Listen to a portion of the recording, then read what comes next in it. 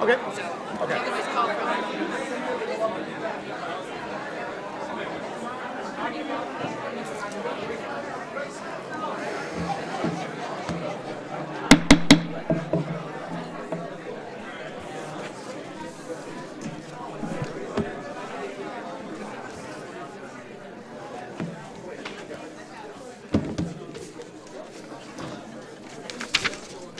Hello, Lily. How are you?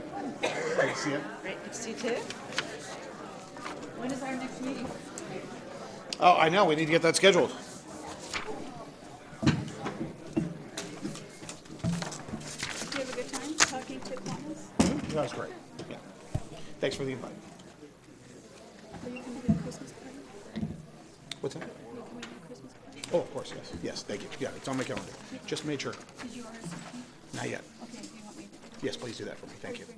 No.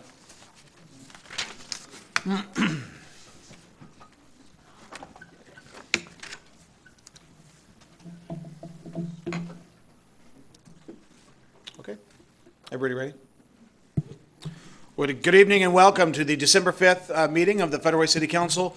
Would you all please rise for the Pledge of Allegiance? I pledge allegiance to the flag of the United States of America and to the republic for which it stands, one nation, under God, indivisible, with liberty and justice for all. Well, good evening and welcome. We've got a great meeting ahead. We've got, we're going to have the swearing in. Excuse me. We're going to have the swearing in of our newest council member, Jesse Johnson, here in just a few moments. Yeah.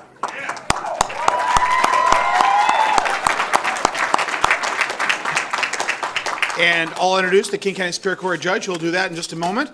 And then also we're going to have be having the recognition for our outgoing Deputy Mayor Council Member, Jeanne Burbidge.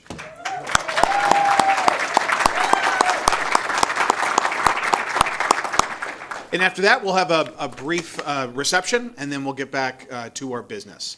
So with that, what I will ask is King County Superior Court Judge LEROY McCullough to approach, and also our newly elected and sworn in Jesse Johnson, council member, who will be sworn in before this live body. Councilmember Johnson.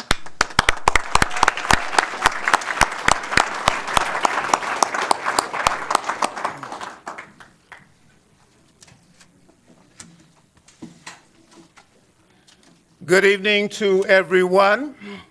Good evening. Good evening. Mr. Mayor, honorable council members, thank you for this opportunity to be a part of this agenda this evening. When I was asked to swear in Jesse, I wanted to find out a little bit more about this great community, having had the pleasure of swearing in Ms. Asafa Dawson. So I want to take just a few minutes to commend you, city council members, and all of you that are participating in the leadership of this community. We learned, of course, that the community was incorporated in 1990, is considered as a jewel on the water. According to Mayor Farrell, I did read your material. You call this a wonderfully diverse community, known for its majestic views, quality parks, and business-friendly environment. You say that it is rich in spirit with a strong civic consciousness. So in the spirit of the late Roger Freeman, whom I had the opportunity to swear in, and in that spirit of current civic consciousness, you in Federal Way have been joined by such incredible people as Ms. Asafa Dawson and others. She and all of you represent strong, creative, and brilliant leadership. I know that you have collected food for those in need during the Mayor's Day of Concern. I know that you have distributed emergency preparedness kits. I know that you have a sister city that you're supporting. I know that you have initiated and supported laws that strengthen this community, such as legislation passed just recently that supports survivors of sexual assault, and you've passed legislation designed to stamp out human trafficking. These things are very important for those of us that are in the justice system. So I want to remind you that the world, Jesse, is watching. They want to know what the verdict is going to be. And I am pleased to predict that the verdict will be guilty. You will be found guilty of protecting families. You will be found guilty of protecting the business community, and you will be found guilty of protecting the environment. I know that Federal Way will be found guilty of these because you are now being joined by our son, our brother, our uncle, our friend, our community native, the one and only Mr. Jesse Johnson.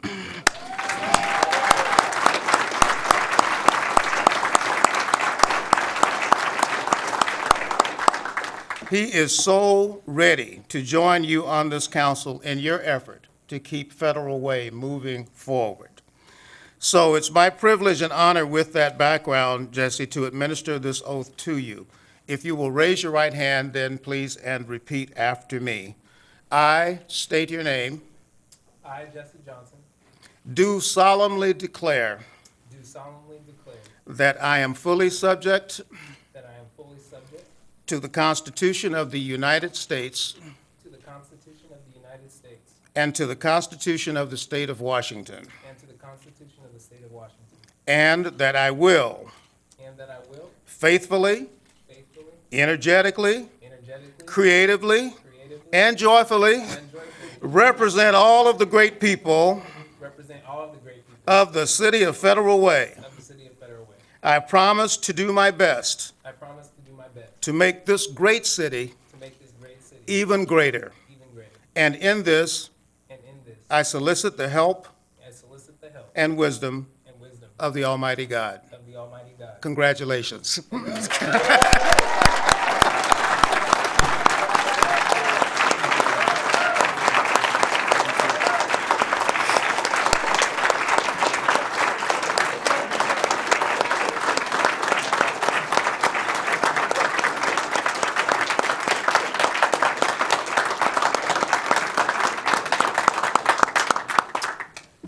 First and foremost, giving all honor to God, who's the head of my life. I want to thank the fellow council members and mayor. 6 months ago, when I started this campaign, I started a campaign on change, on transformational leadership, and I couldn't have done it without my team. So I want to first and foremost thank my team, which includes my fiance, Epiphany, my campaign manager, as well as my parents, who also are longtime Federal Way residents, my siblings, and, so many others that are here. I mean, there's so many others I could thank. So I just want to thank all of you. So I want to give you a round of applause for what you have helped me learn throughout this process.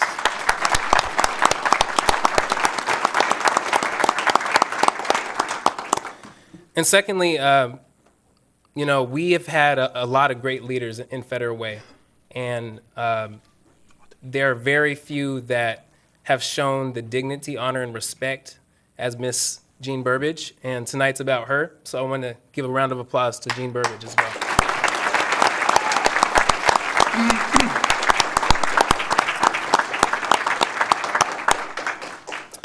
And finally, I also want to thank my predecessor, Mr. Bob Selski. We ran a very clean campaign, and I learned a lot from him as well. We got a chance to meet, and I'm very happy to continue the work of the City of Federal Way and move forward, and I just want to thank him.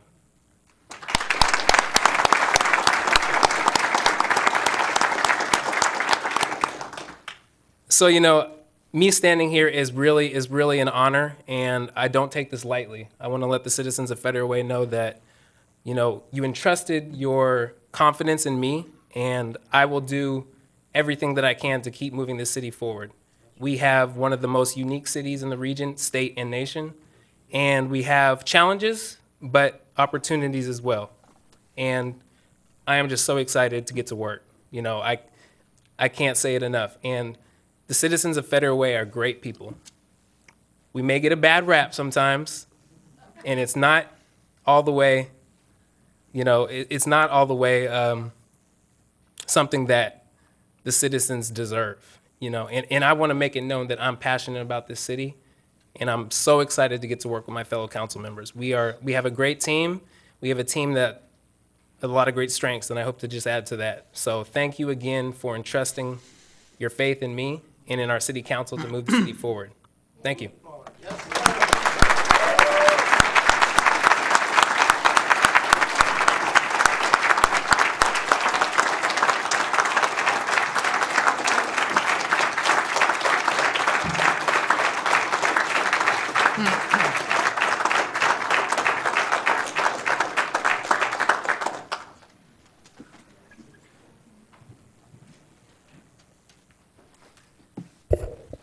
Good evening, everybody, again.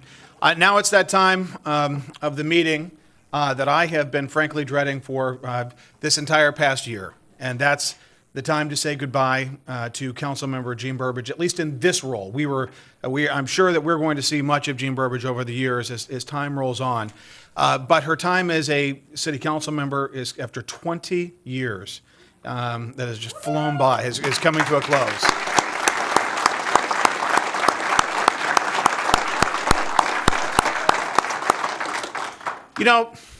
Time moves quickly at times, and in some ways, we look back on certain things. And I have been thinking about this moment and thinking about my time working with Jeanne Burbidge, Councilmember Burbidge, and thinking about the times that I've witnessed her as a council member over the years.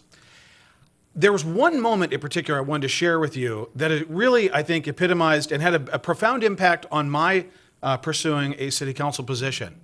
Imagine, if you will, it was 15 years ago. It was 2002. There was an incredibly, contentious and as are the issues that come before the council can be about the downtown. And it was about a parking garage, the Sound Transit parking garage. We drive, all of us, tens of thousands of people drive by the Sound Transit parking garage every day in this community. But when that was being planned and discussed, and many of you may remember, it was highly controversial. And I remember being in the audience as a young attorney, as a young citizen, or young resident of Federal Way, and watching as that process unfolded. The mayor at that time was Jeanne Burbidge. And many of you may recall that there was actually a pseudo-legal proceeding in which there were two tables set aside. And the council chambers was essentially like a courtroom. And the council chambers were filled like it is today. And I sat there and watched, and legal counsel literally sat next to Jeanne during this, and it was contentious, and it was difficult. And I remember watching that process, and at the time, I had never really thought at that time, 15 years ago, that I was going to be a candidate for city council. But I watched Jeanne, Councilmember Burbidge, Jeanne, work through that process, and the manner that she dealt with the opposing counsel, the public, her colleagues, lit a fire that day. And I thought to myself, I could see myself serving on the city council, sitting next to Jeanne. And it has been my honor for the past, 15 years to sit next to her and to work with her and to learn from her. And she, I want to tell you that there are many times when you work together on a dais like this, and I talk to people about what it means to be a city council member.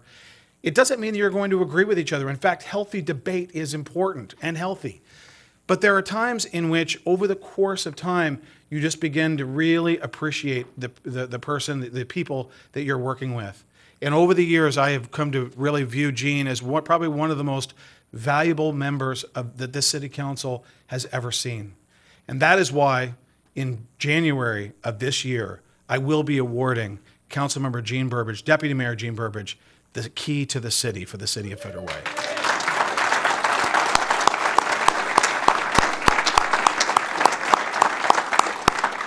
But that's a different day and a different plaque. Today, we are here to honor Jeanne Burbidge's service. And Jeanne, if would you mind joining me here? And it reads, I'll wait till you get down. There have just been so many countless moments of ideas that I've had in which Jeanne listens patiently, has produced, some ideas, but always as a partner and always as a friend and a mentor. And I'll just go ahead and read what the plaque says. Deputy Mayor Jeanne Burbidge, in appreciation of your service and dedication to the citizens of Federal Way, Washington, Mayor, January 2002 to December 2003, Deputy Mayor, January 2014 through December 2017, and City Council member for the past 20 years. Jeanne Burbidge, Deputy Mayor Jeanne Burbidge, thank you.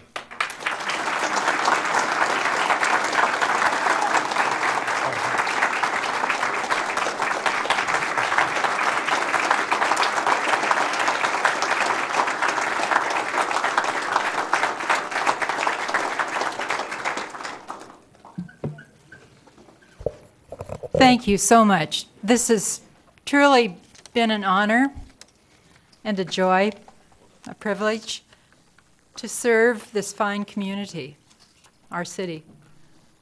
And I will be more specific, but first I want to thank someone, my husband, Jim Burbidge, who's standing right over there.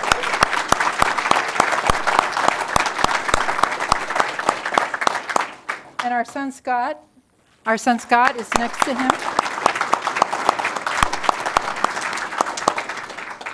Our two daughters would like to have been here, but unfortunately could not. But I want to thank my husband in particular, because without his unwavering support, I would not have been able to serve and dedicate myself to this work for 20 years. He has just been so dedicated himself, and I think I would say that that's a demonstration of his true dedication to the city on his, as a person. And indeed, he served on the precursor of our Federal Way City, the Federal Way Community Council, prior to our being incorporated back in 1990. He was elected to that position and also was president of the Community Council. So he truly shares in my passion for Federal Way. And I also want to express my great appreciation to my council colleagues. It's been a true joy to serve with you and all the previous council members.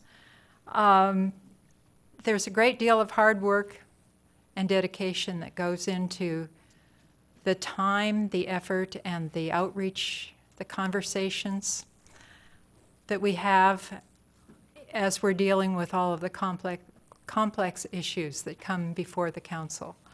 So thank you, and I know that you'll proceed with dedication, and that our newest council member in particular, Jesse Johnson, and our council member-elect Hwang will also, who's coming on in January, will be working together effectively with the rest of the council, and I'll be able to have reassurance that the good work is being carried on. I want to say appreciation too to our mayor, Jim Farrell.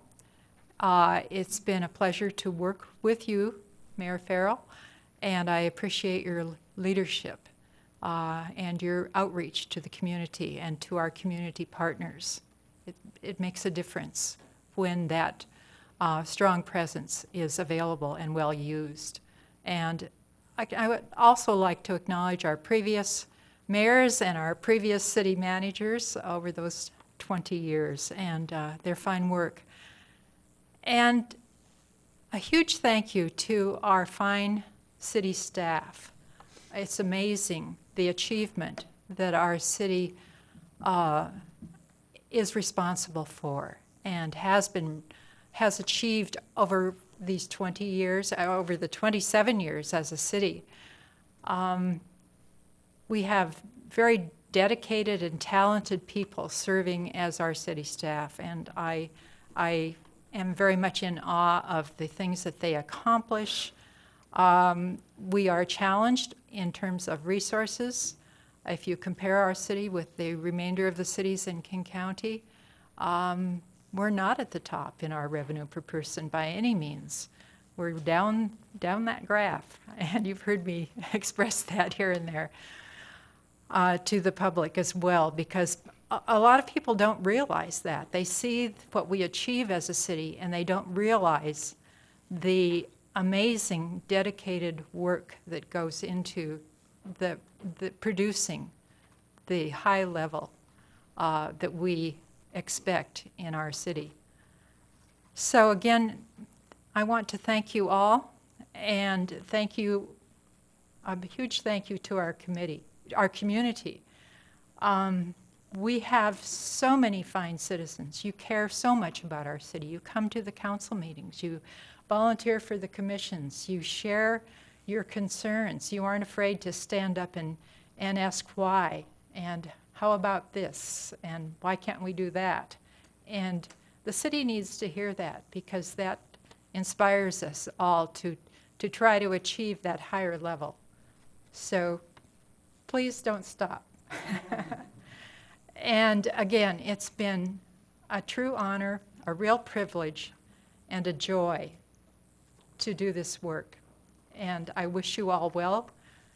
We are an outstanding city, and we'll continue to work to be an even greater city. Thank you.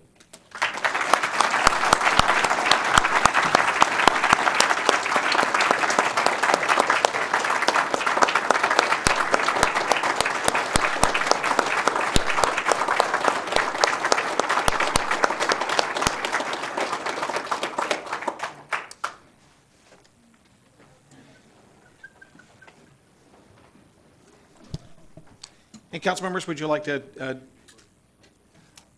share any comments? Councilmember Dawson. It's going to be difficult to say goodbye to Jeanne. I personally really appreciate your support, your leadership, your guidance. You were one of the first people I called when I was considering to apply for the appointment for this position, and you encouraged me highly, and since then you have been a huge supporter, and I really appreciate that. I will miss it, but like I said to you, I know I can always reach out, and thank you for still willing to say yes, to help and support. And you've been a huge pillar here,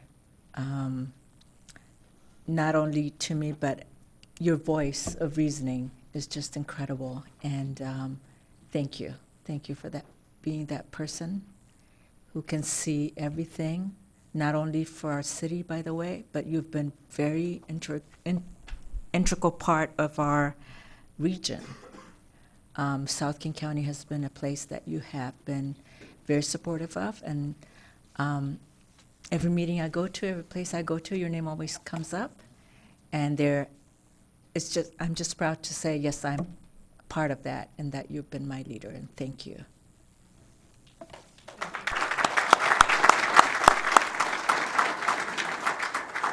Councilmember Moore. Thank you so much, Mr. Mayor. I'd say that, like some here on the dais, I've not looked forward to this day.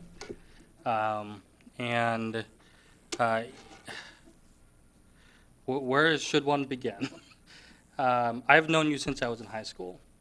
I saw your commitment back then when you were in high school, when I was in high school. And I saw the love of the community that you had back then. And that instilled that in you played a role instilling that in me. Since then, I've gotten to know you over the years. I've been involved with your campaigns, and have gotten to know you. I'm going to miss our conversations, Jeanne. We've had them countless times, and I appreciate your thought process. I appreciate the amount of detail you pour into everything that you do here on the council, and I appreciate how thoughtful you are, and how diplomatic you are with your decisions, and how you lead as deputy mayor. And you're going to be greatly missed here. I will say that Jim Burbidge can expect my calls, and I look forward to connecting with you many times, because I'm going to need your counseling and I'm going to need your advice because of your wisdom, because of what you've had to offer and what you continue to offer for our community. So I look forward to continuing to engage with you, and I'm just so grateful that our paths have crossed, and that we have connected on so many different levels. And really, I appreciate your guidance in life. I mean, you were the one that turned me to AmeriCorps. During 2007, the economy was falling apart, and I remember you and I had a conversation at Dumas Bay. We were walking, and I said, "What do I do?" And that's when you've mentioned AmeriCorps, and I thought, I got to do that. So I am so grateful to you, Jeanne, and you mean the world to me, and I'm going to miss you quite a bit. Thank you, Mr. Mayor.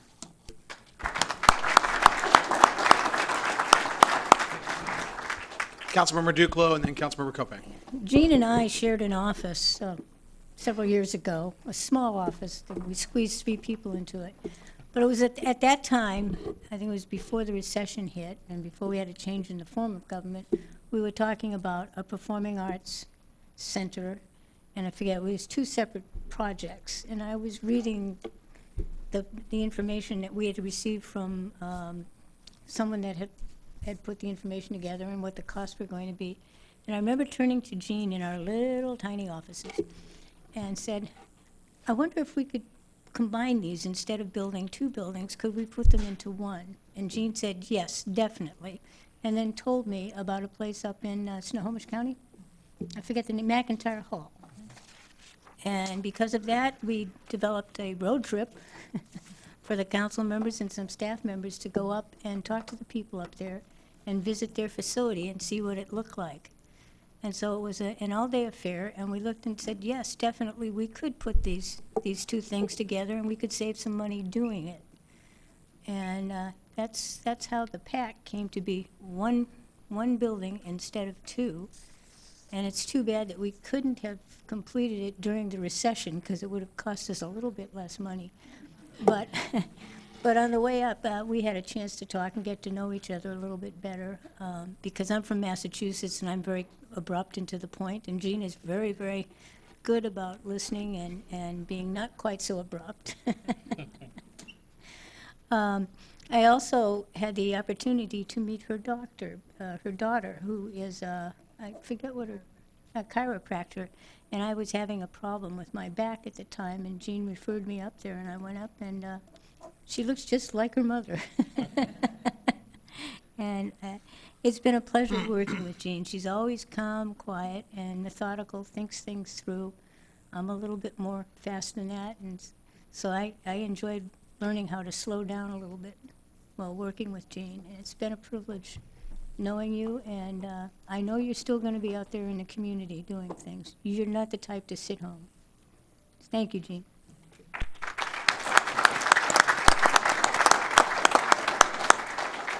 Councilmember Kopeng. Yeah.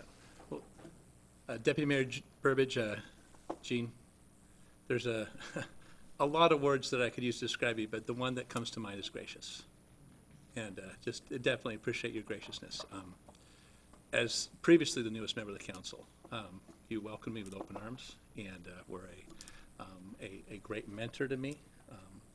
You treated me like I had a voice, and I've never felt dismissed by you, and I appreciate that. I think that you created a sense of partnership from the very beginning, which is, I think, hugely important and something worth modeling. I remember we talked, 4 years ago at Panera Bread, and you were considering running for your 5th term. And I remember arguing for it, maybe against my own best interests. But I knew that Federal Way would really benefit from another term from you and your service to the city in the last 4 years. I think definitely justifies that trust. But thank you again for all that you've done to create a collaborative environment here on the council. And I think, move us forward. I think you've been a steady voice, you've listened, and you really have been a great example. So thank you. Thank you.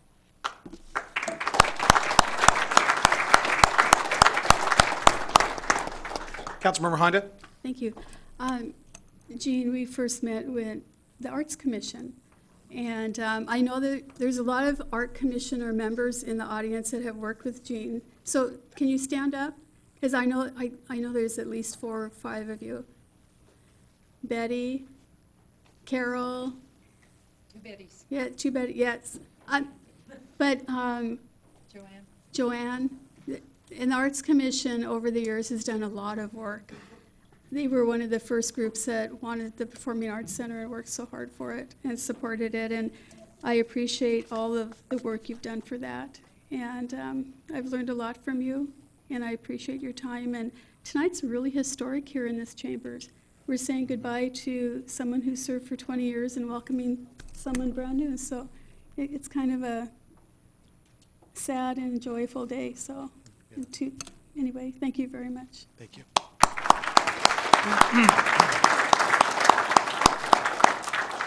A couple points I need to make is that, you know, while we have known, loved, and worked and respected Jean for these 20 years, and before that, she is a force regionally. And so, as many know, I serve on the Sound Cities Association Board of Directors, and we meet monthly. And just recently, as we've been going through these transitions that are occurring with people coming on, these transitions are occurring in communities, you know, all over the state and especially all over this county. And there are 38 cities associated in the Sound Cities Association, what's referred to as the SCA, 1 million people, one voice. So we were at these board meetings, and we were talking about a recognition that this group usually goes through when we say goodbye to very historic or highly contributable members. And previously, they had only had 6 members that they considered member emeritus, or that means member for life.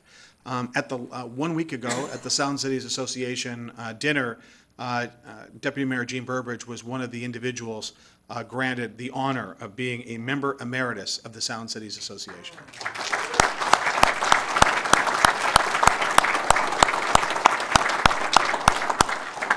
That was in large part to the fact that, number one, her tireless service to regional committees and her voice.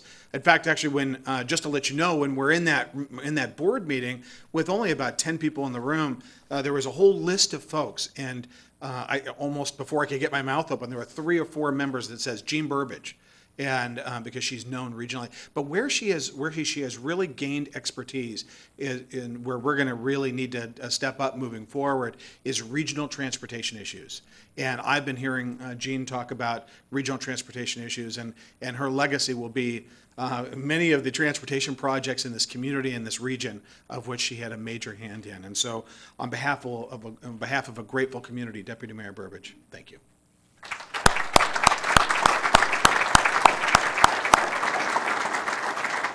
Okay, with that, let's break for a recess, and then I'd say, what do we got right now? About 35 after. Let's say about 15 minutes. We'll have a recess, and we'll get back on the record. Yeah, okay, good luck with that.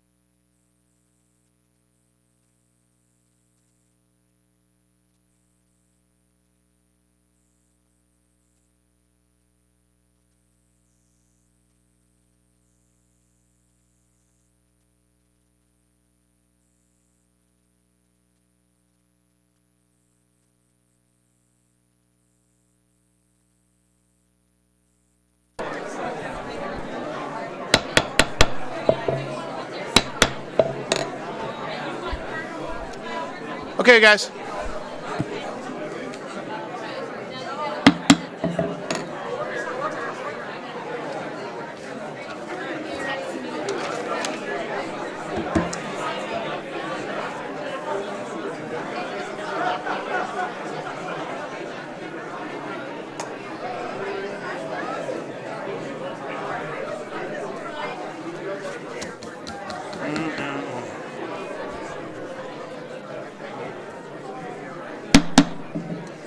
Council, let's go get started. What's that?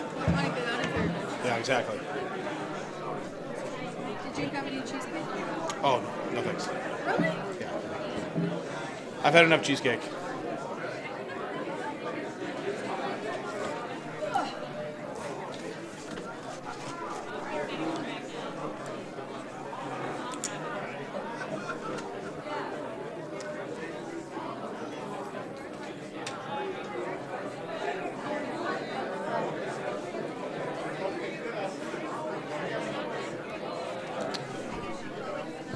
Okay. So we need Martin, Mark, Chris, Jean.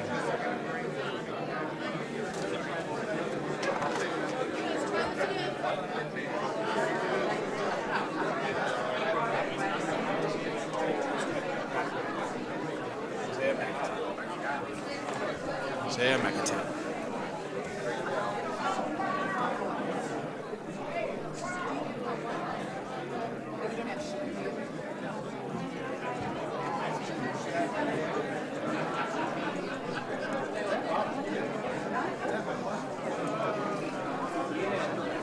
Okay. All we need is Jean.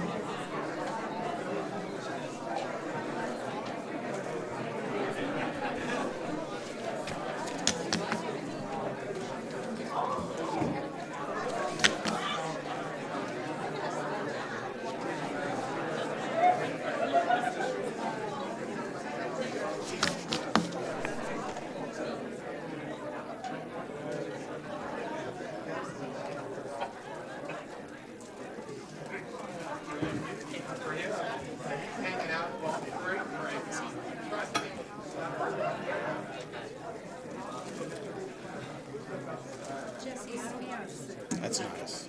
Yes. Okay, everybody, we're going to go ahead and get back started. Okay, we've got a lot of business to do, but we do have, this has been, as was said earlier, this has been a very momentous evening and historic in this chamber for our new council member and our departing deputy mayor and council member.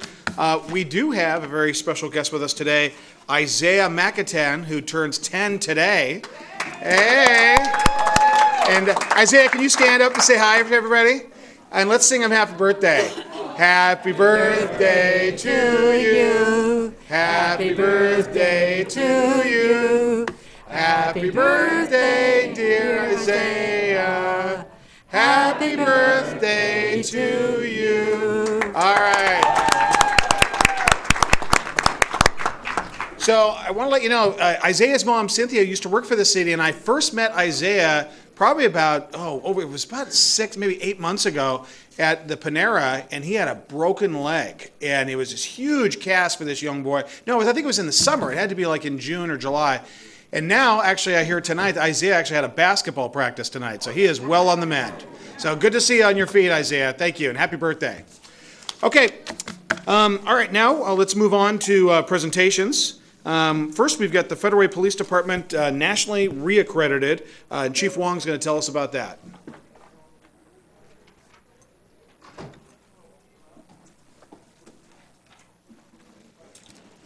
Good evening, Mayor Farrell, Deputy Mayor Burbidge, and members of the council. We're very pleased to report that our police department was officially reaccredited by the Commission of Accreditation for Law Enforcement Agencies, CLIA, on November 18th. To gain recognition as a nationally accredited agency, Federal Way Police Department had to show that it set forth agency-wide policies and practices that reflect the best practices in law enforcement. We were found to be in full compliance of all the standards that were reviewed. The process of being accredited as a law enforcement agency is rigorous, with less than 10% of all law enforcement agencies in the United States accredited, and the Federal Way Police Department is one of 7 agencies in the state of Washington that is nationally accredited. Thank you. We are very proud of the tremendous work by our staff to achieve this accomplishment and their commitment to providing the highest level of service to our citizens. I would like to recognize 2 individuals that played a key role in making this happen for our agency. They worked tirelessly to ensure that we would be successfully reaccredited. First, we have Commander Stan McCall, who served as the accreditation manager. Commander McCall is a founding member of our police department. He and I came on together in 1996, and Commander McCall has been a law enforcement officer for nearly 39 years, and he's announced his retirement on next year, March 16th. We try to convince him to stay on longer, but he's figured out that he's practically working for free now, so he's definitely committed to retiring next year. And then we have Lisa Sodine. She is our CALEA coordinator. Lisa came to our agency almost a couple of years ago. She was a school teacher, administrator down in Pierce County, but she decided to transition to law enforcement, and she has been a tremendous asset. She did a phenomenal job guiding us through and ensuring that we met the 484 standards that's required by CALEA to be nationally accredited. So she did a phenomenal job.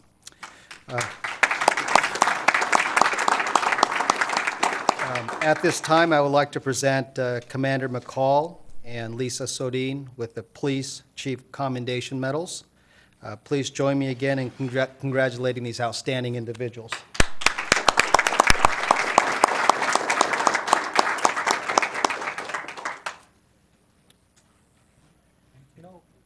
Thank you, Cody. If you could take a picture for us, that'd be awesome. That'll go into our Facebook.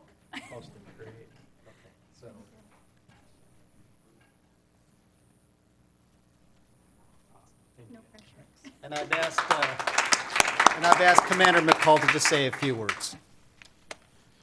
Thank you very much for this recognition. I really appreciate it.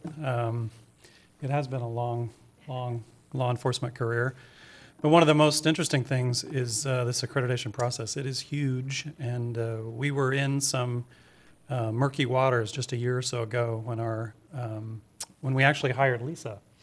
We had been without an accreditation manager for some time, and she hit the ground running. She did 3 years' worth of work in about a year, and most of the heavy lifting and the credit really does belong to Lisa.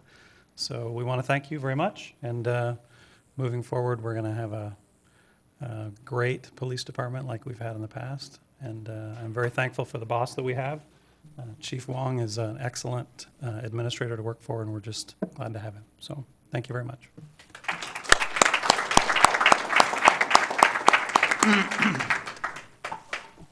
All right, and now for my emerging issues and report. I will be delivering the State of the City address at the Performing Arts and Events Center on January 22nd at 4 p.m. That's Monday, January 22nd at 4 p.m. at State of the City address at the Performing Arts and Events Center. Now we've got the Get Active, Stay Active grant for Walk Federal Way. Cody Geddes is going to talk, our Recreation Supervisor and Parks Director, John Hutton. Good evening, Mayor Farrell, Deputy Mayor Burbidge, and members of council. I am very excited tonight to be able to talk about the Get Active, Stay Active grant, but I think it's only fair that Cody makes that presentation since he did all the work to make it happen.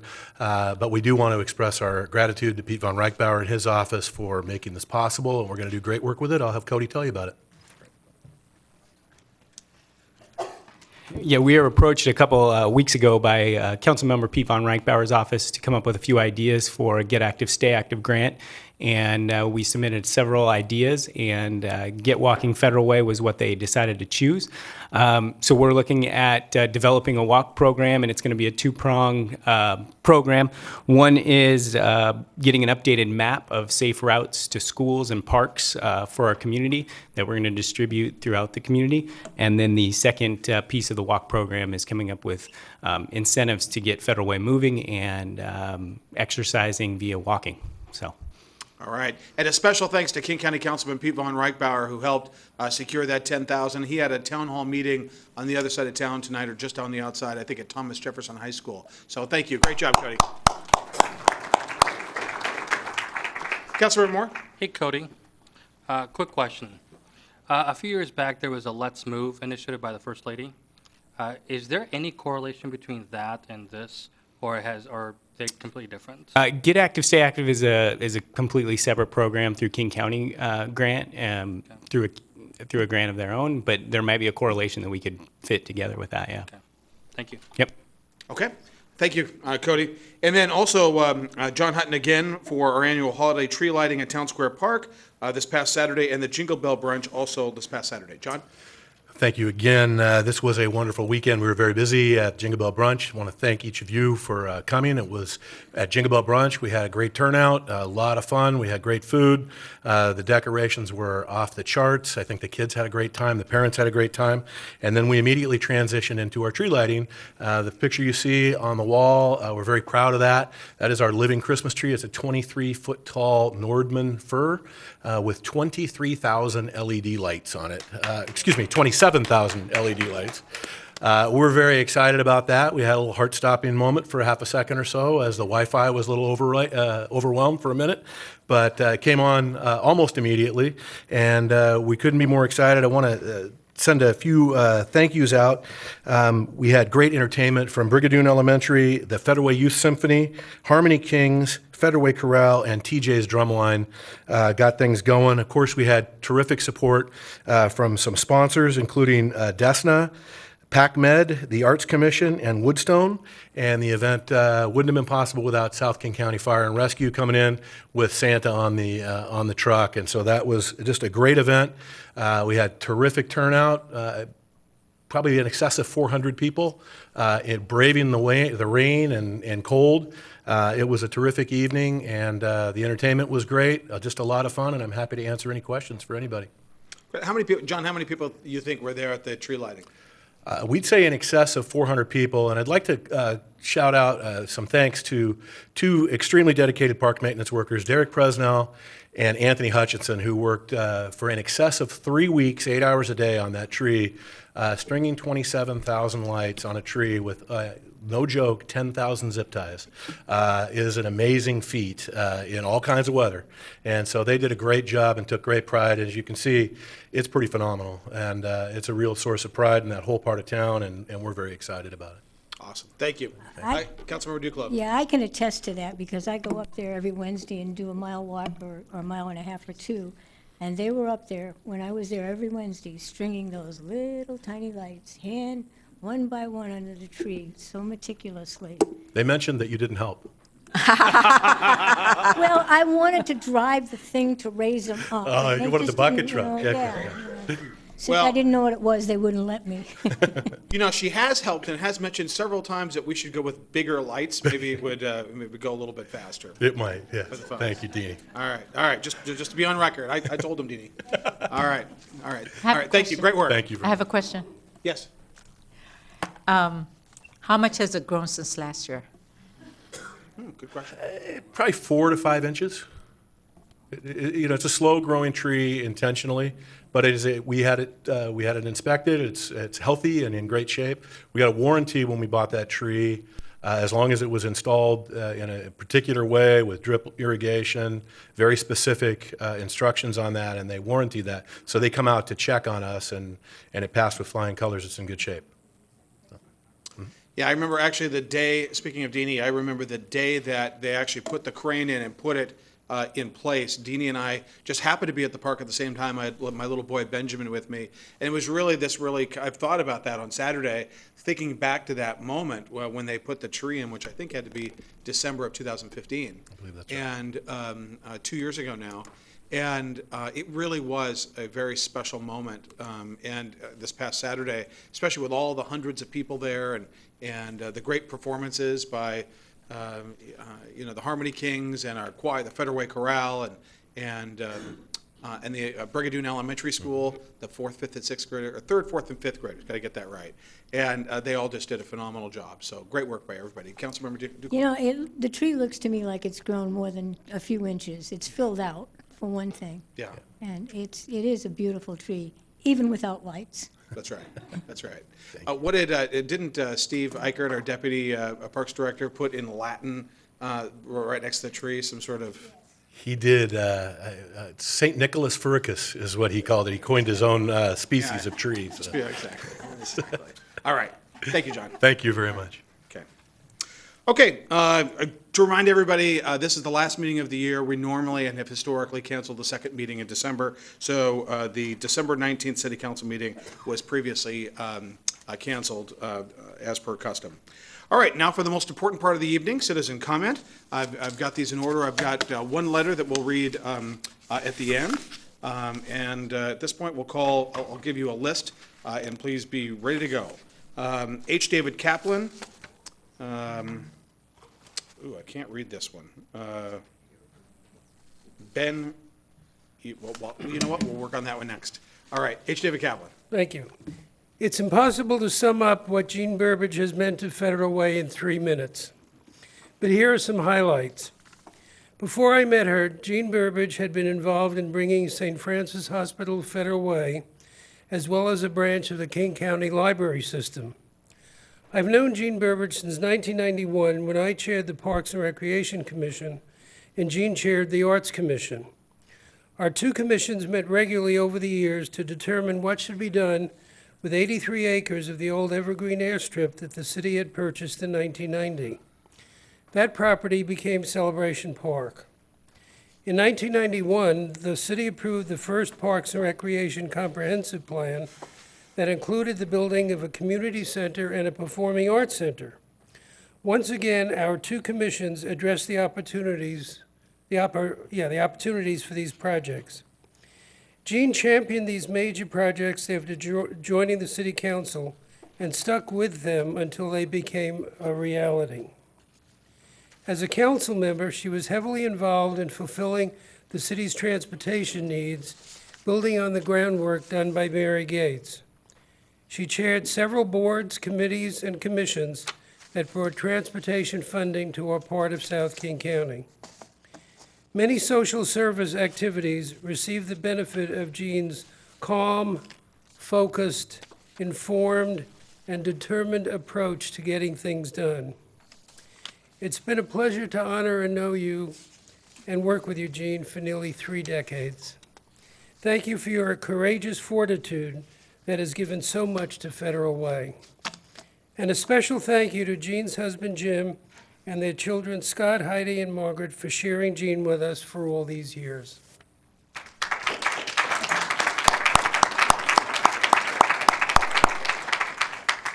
Okay, is this Ben Eagle or Ben Neal? B, is there, first name B? Boy, I'm sorry. I think that maybe the city clerk can read the title. I can't read the name.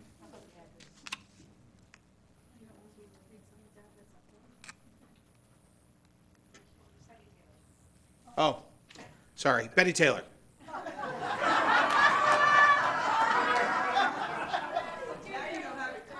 I know, exactly. Here, let me see that again. Betty, come on up. Let me see that again. I think Betty's going to medical school because I can't read any of this.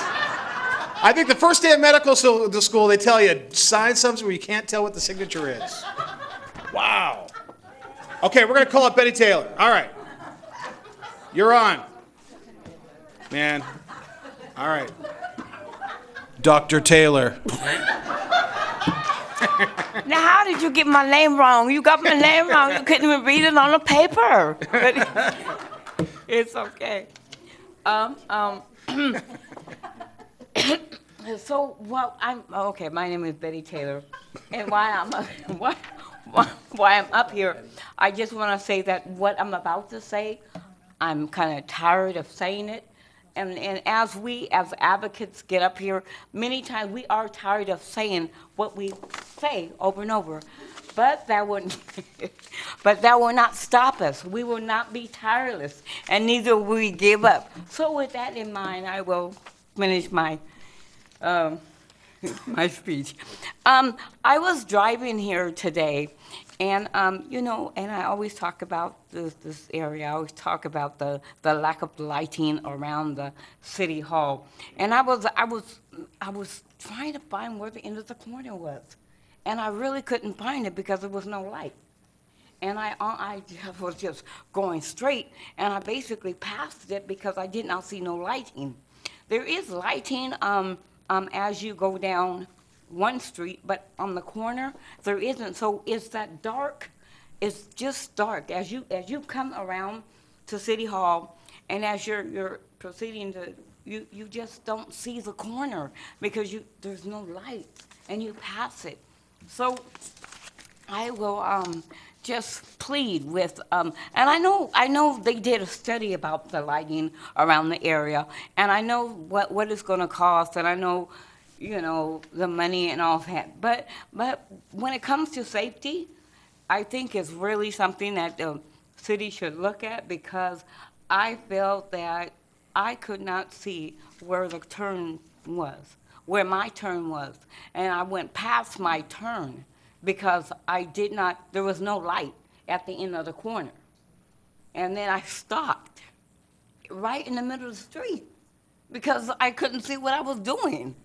And so if I did that, what about somebody else? And then also, what if somebody was crossing the street and I didn't see them because there was no light? So that's kind of dangerous, and I don't want to even go there, but I just visualize, I mean, what if? So a light would help, and I appreciate you hearing me for how many times now? 20 times? But it's all good. And I really hope someone takes heed, because this is really I think right now it's beginning to, for me, is to be a safety issue. Thank you, Betty. Christine Katayama and Stacy Kaipahea. I'm trying. Mayor Farrell, Deputy Mayor Burbidge, and distinguished council members, and fellow community members. I'm Christine Katayama, and this is Stacy Kahapea. And we have been residents transplanted from the island of Oahu, been here in Steel Lake Village since 1977, so we appreciate all the history. The reason we're here this evening, however, is to share a very special story that uncovered over the last couple of weeks involving the police department and one police officer in particular. When I was still in Honolulu on January the 11th, Stacy decided to go out for Starbucks, which he normally doesn't. And from our residence on South 300 Street, he was traveling along 18th Avenue just before he got to 288th, which is an intersection. And now we know that's where he suffered cardiac arrest and crashed the car. We thought he was a living miracle, because the cardiologist said, how is it that someone who had no pulse anywhere between 10 and 12 minutes had come out, recovered fully from being at Harborview and then Life Care Center in South Hill in inside a month? No back injury, no head trauma, only something broken in his right hand. It took us 10 and a half months with the help of several folks, including Lori Petty, Lori Perry, who is with the South King County Fire at Station 62. She helped us locate and organize the meet and greet with 4 firefighters, including Battalion Chief Herrera, on November the 21st. We also met with firefighters that were stationed in Station 65 and 61, and 2 medics. And what we learned from the medics is that had it not been for Officer Scott Parker, who was at the scene in seconds and pulled Stacy out of the vehicle and started CPR, he probably would not have been the miracle case. So we're here as appreciative and grateful residents to let you know that his story should be shared, particularly when you need to go after resources. 3 minutes.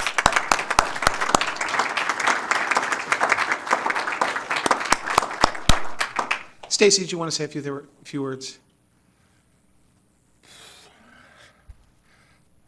Just very fortunate to be here tonight, to be able to see everybody and enjoy the holidays. But the Federal Way, community has always been supportive and do the job. The police department, fire department, paramedic, we don't feel they get enough acknowledgement or thank you. And this is our way of saying thank you for bringing me back to life. Thank you. Thank you, Stacy. Thank you, Christina.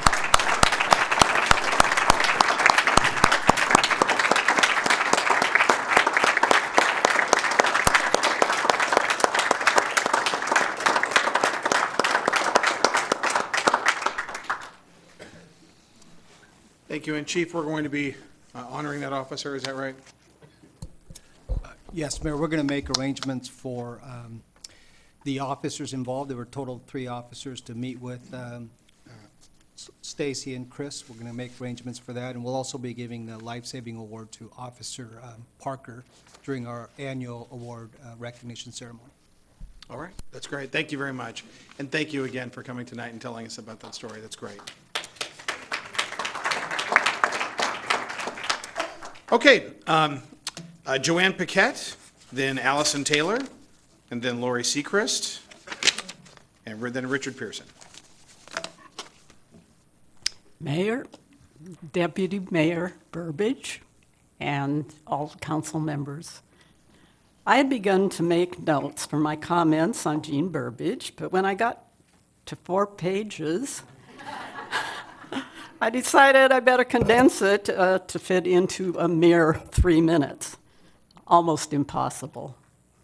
Jeanne and I have known each other for over 30 years and worked on many, many projects together. And I couldn't begin to list the various committees and organizations she has been involved in representing the city. That would be another couple pages. I doubt anyone will ever match it, and it's difficult to imagine the council without her. I hope there's a plan to name something prominent and permanent in recognition of her many contributions. How about Jeanne Burbidge Boulevard or Avenue in downtown? She deserves it. Thank you, Jeanne, and thank you for being such a good friend.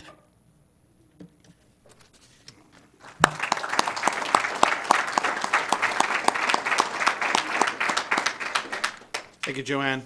Allison Taylor, and then Lori Sechrist.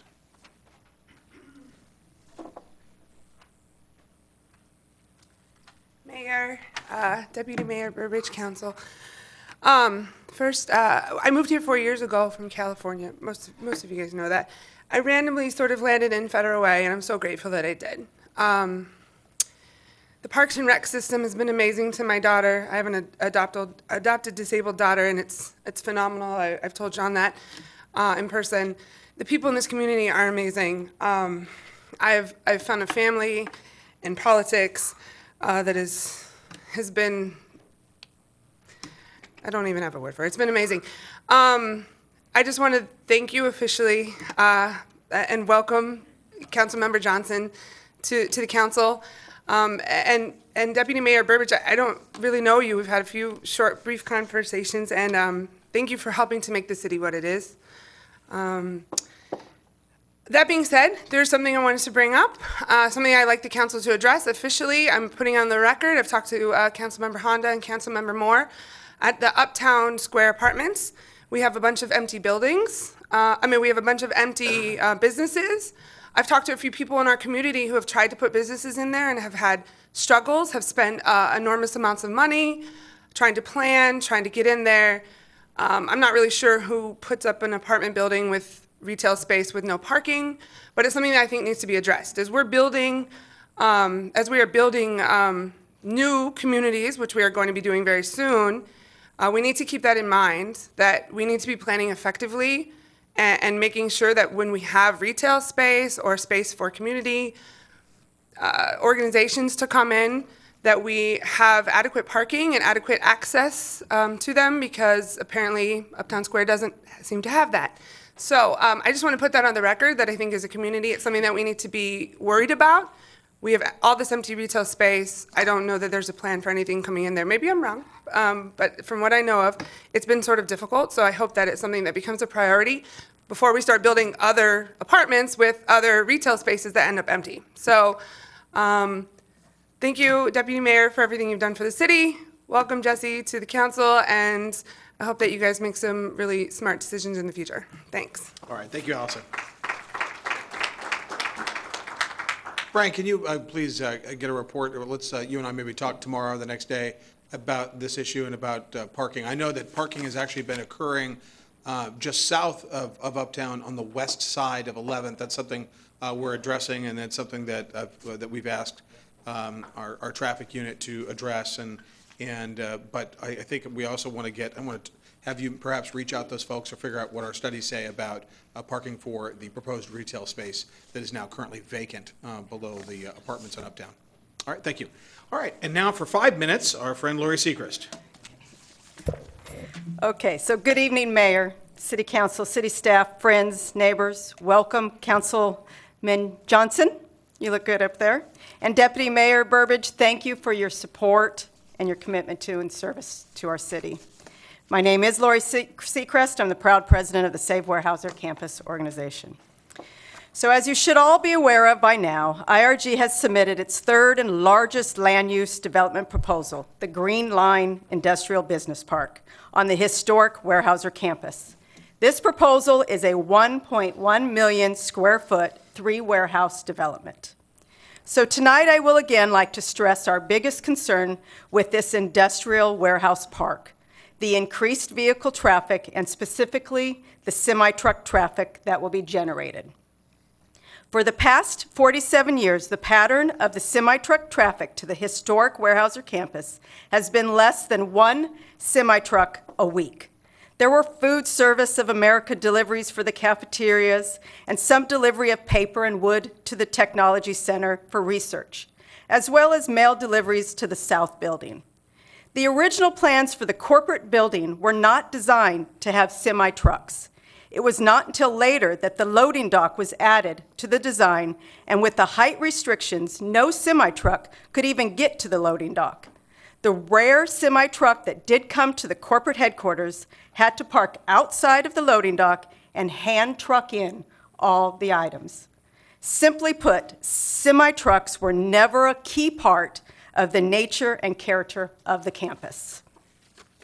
So let me give you the numbers based on the trip generation report data submitted to the city by IRG and DaVita. So if you have a pen and paper, I suggest that you write these numbers down. Okay. The cumulative trip generation for Warehouse A, B, and Green Line Industrial Business Park and DaVita is greater than 7,000 vehicles a day.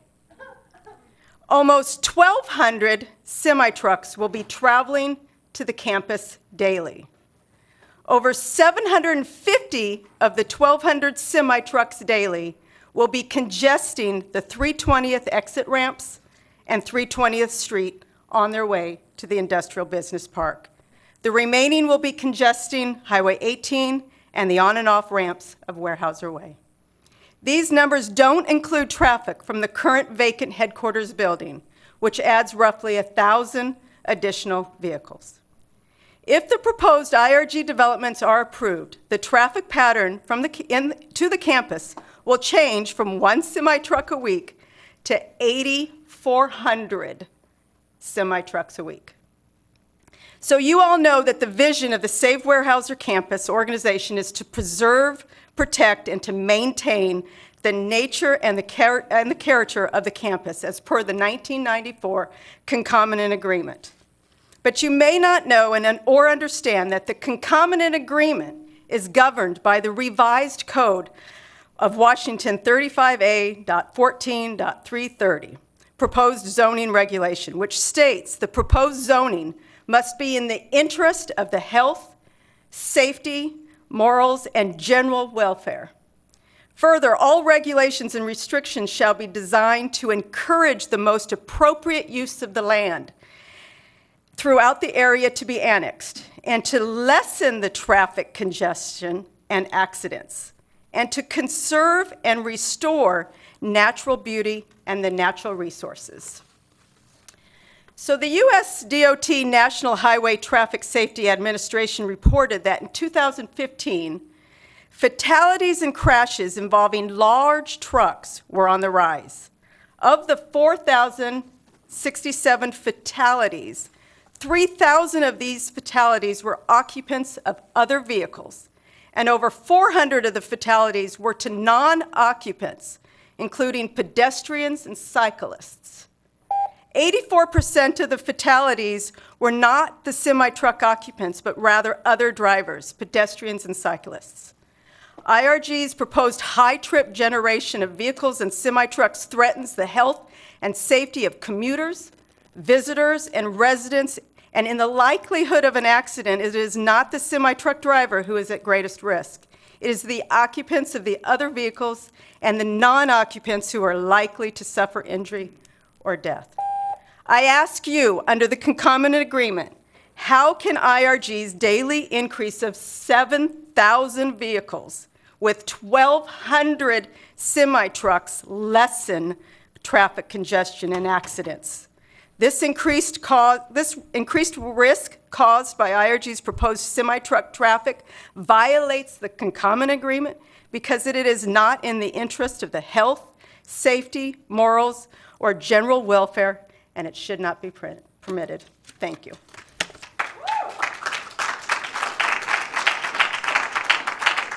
Richard Pearson.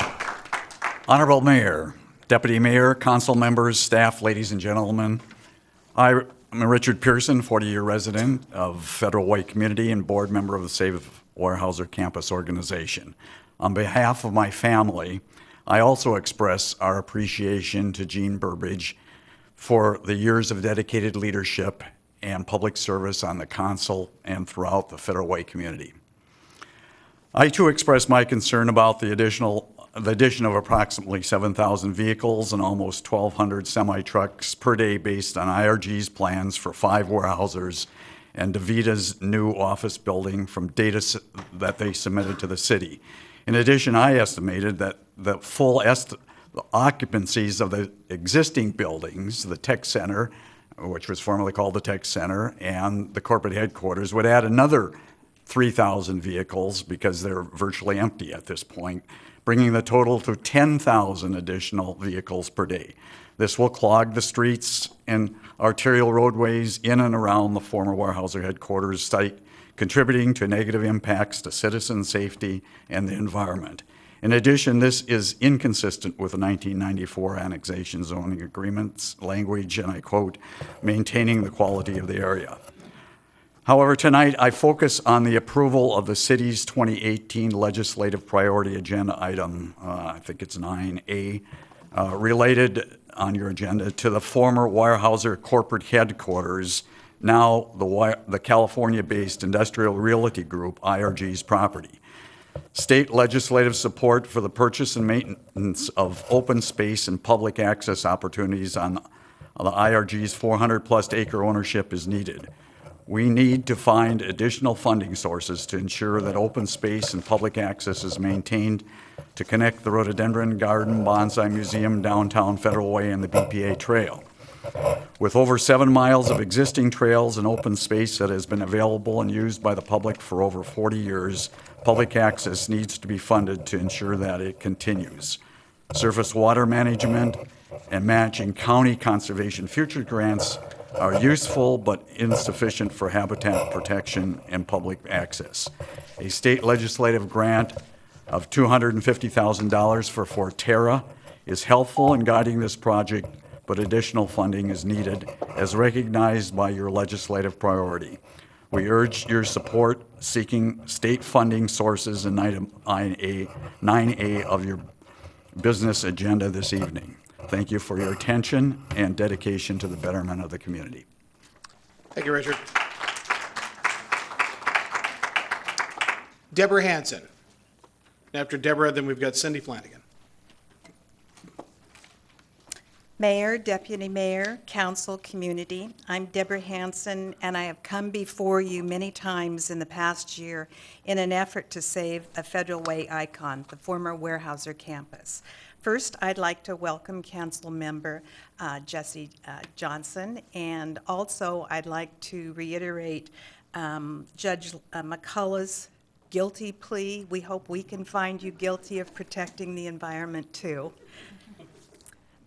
Deputy Mayor Burbidge, I appreciate your involvement in saving the former Weyerhaeuser campus and the time we spent together on the Advancing Leadership Board. You will be missed from the council, and we know that you will stay engaged in the community, and we look forward to working with you as a private citizen. You're not done.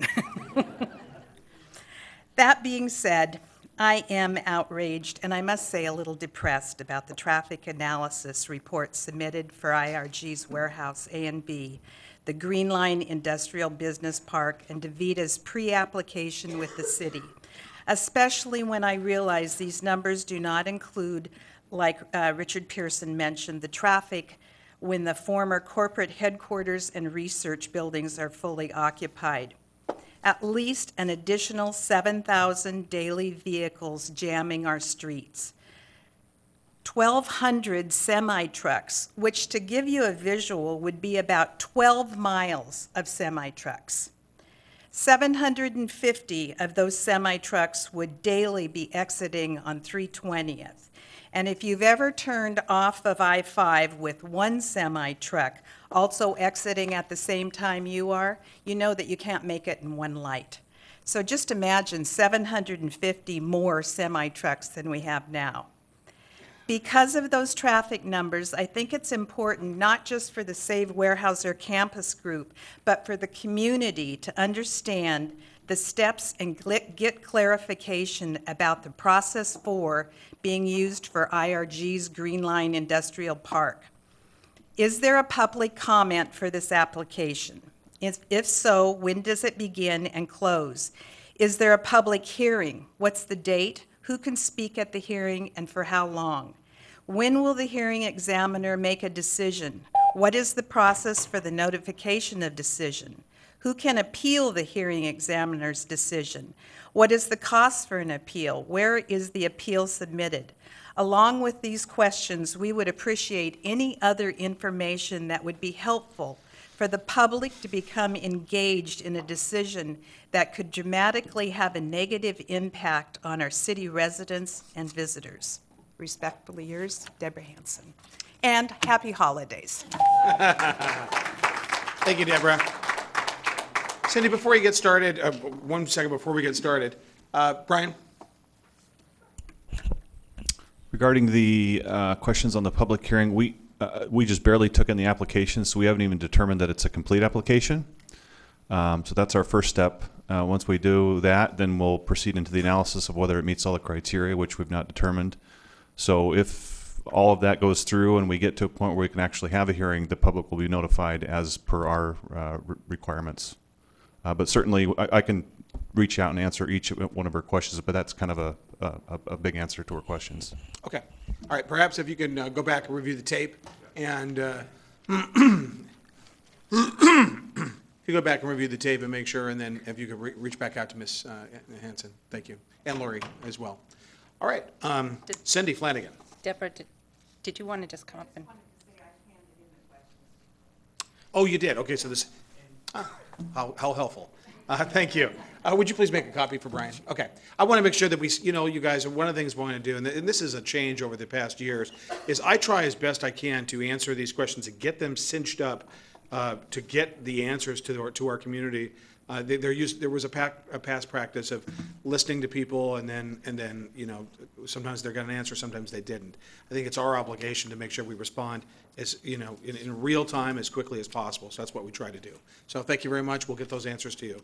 And then actually what we'll do is at the next council meeting, Brian, to the extent that those meetings go beyond what you've answered right now, maybe at the next meeting in January 2nd, we'll have, during my emerging issues and report, we'll have an opportunity for you to brief the council and the community as well.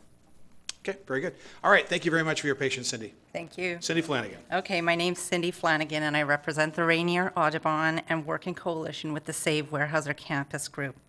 First, thank you, Deputy Mayor Burbidge, for your incredible service, and welcome, Councilmember Johnson. Councilmember Johnson, I hope you have as much success as Deputy Mayor Burbidge in building strong policies and working with the citizens and businesses of Federal Way to create a strong sense of place. We need to work together to build a community that has a sustainable economy by growing future industry in technology and clean energy sector and creating good jobs across the region while also protecting the precious environment. Perhaps you can ask Deputy Mayor Burbidge for her magic wand if she is no longer using it, or at least ask her where she can get you a really good one. I'm here tonight to share our Rainier Audubon's concerns about the recently submitted land use application for IRG's Industrial Business Park on the historic Weyerhaeuser campus. The proposal for 1.1 million square feet of warehousing. We are concerned about the significant tree loss on the 146 acres and the impacts to the North Lake watershed and the East Hylebos watershed. The trees play a critical role in stormwater management and absorbing carbon dioxide emissions. Another major concern is the high trip generation from the vehicle traffic, as Lori Sechrist stated, a cumulative total of over 7,000 vehicles daily to the campus, almost 1,200 semi-trucks to the campus daily, and over 750 semi-trucks daily clogging the I-5 320th exit and 320th Street to get to Green Line Industrial Business Park. What kind of carbon emissions will be created by the increased traffic and increased delays? How many of these vehicles will be using clean energy?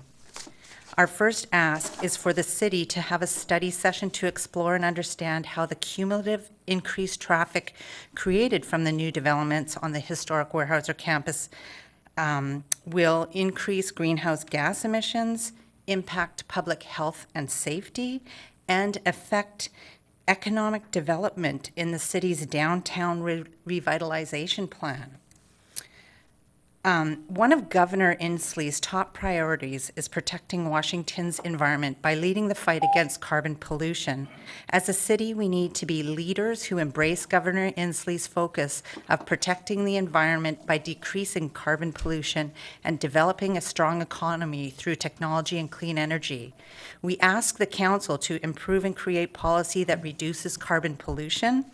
What policies can the city incorporate that will decrease carbon emissions? How can we provide incentives to attract and reward businesses that invest in innovative technology and clean energy and promote a carbon pollution-free city?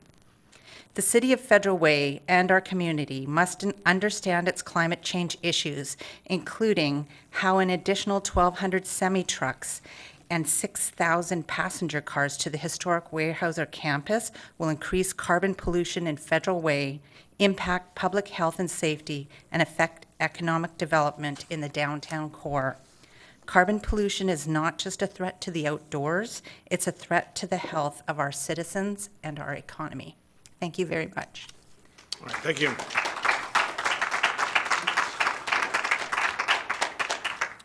Dr. Mike Brown has a letter which we read into the record by Lori Sechrist.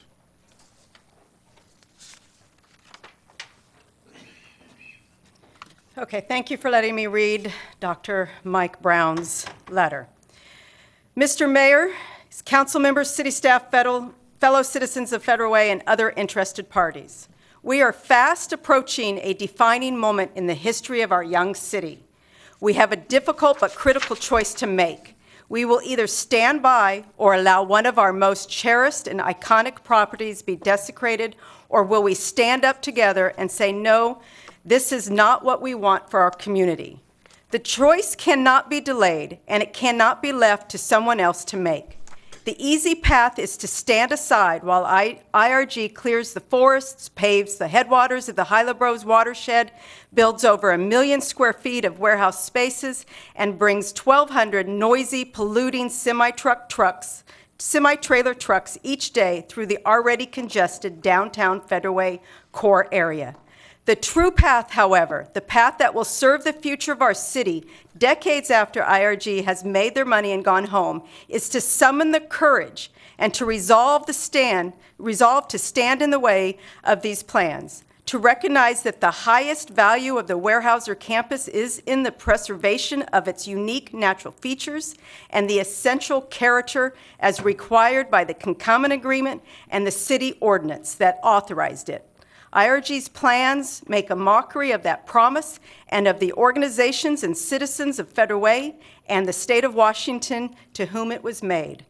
The campus should be to Federal Way of the future what Central Park is to New York City, an oasis of natural beauty, community gathering, educational activity, sanctuary, peacefulness, and limited development that supports those purposes.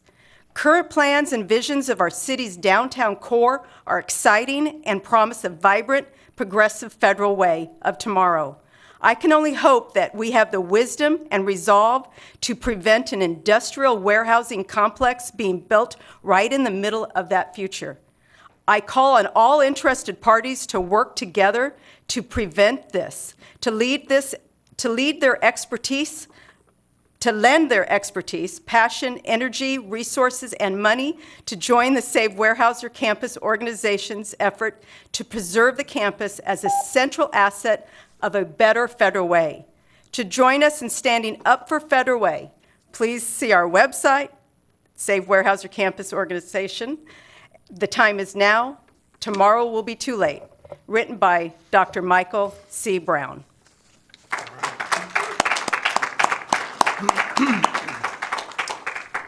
Diana Noble Gulliford, and then Suzanne Vargo, and then we've got a letter.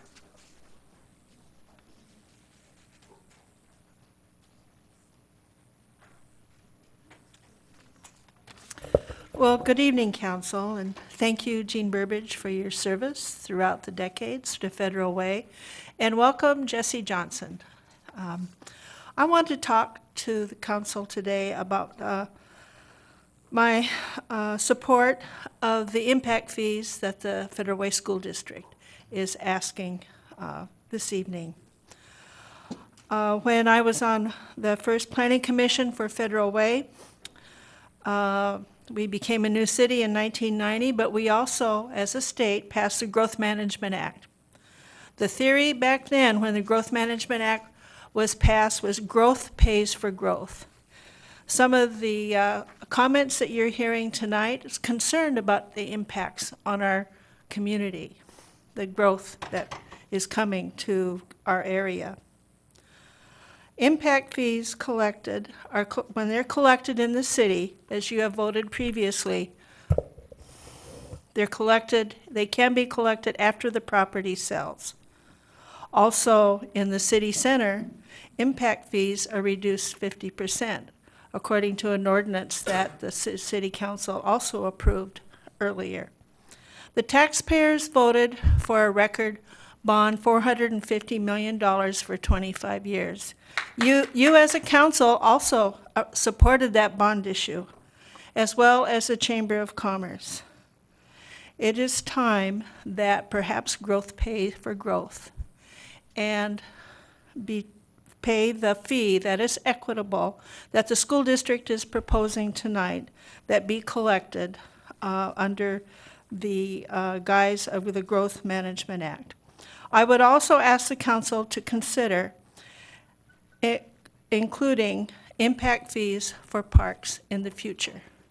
The reason that I ask for that is because as we, as a city, have many multifamily developments planned for our future, the park areas for our city are going to become heavily used and are going to be more important.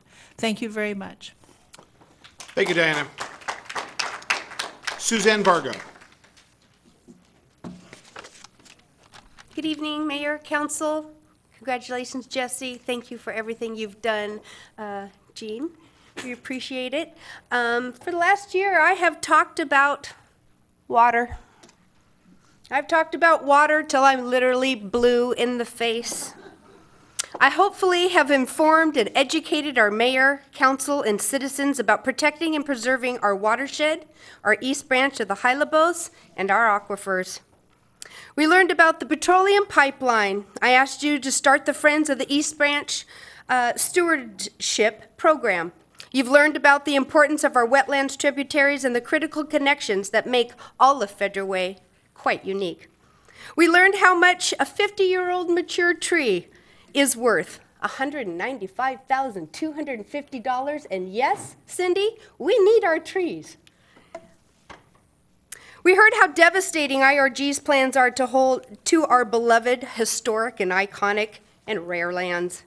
Wildlife depends on our waters too. The International Migratory Flight Pathway depends on the open meadow for the rest and food for our birds. The meadow is actually made up of native grasses that once appeared on the Nisqually Plateau hundreds of years ago. It is vital and rare.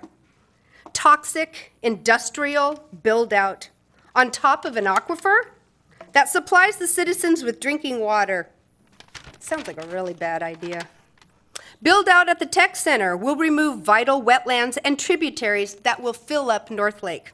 If North Lake does not receive these groundwater runoffs, then the headwaters will cease to exist. This will revert North Lake back to a swamp. So everybody living around that lake might want to really have concern about that. It also will seriously affect our conservancy lands further south. I will ask, tell, and demand that our vital wetlands be inventoried as our city's top priority. Without this process, the city is open to develop as it chooses, and the millions of dollars spent in preservation will be in vain. I hope I've made an impression upon you that our water is everything. Water is the bloodline to every city. It always has been, and it always will be. North Lake, Weyerhaeuser Campus, East Branch of the Hylabos, and our conservancy lands are all connected to each other.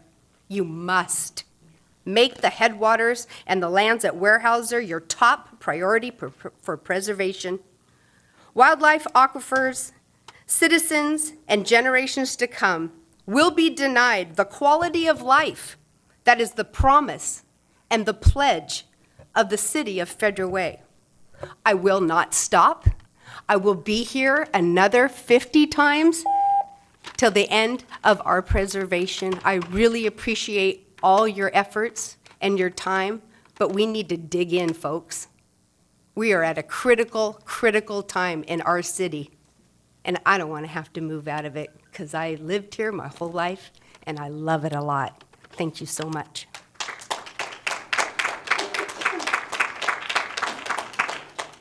Okay, now we've got a letter from Jennifer Anderson with the Master Builders of King County Association.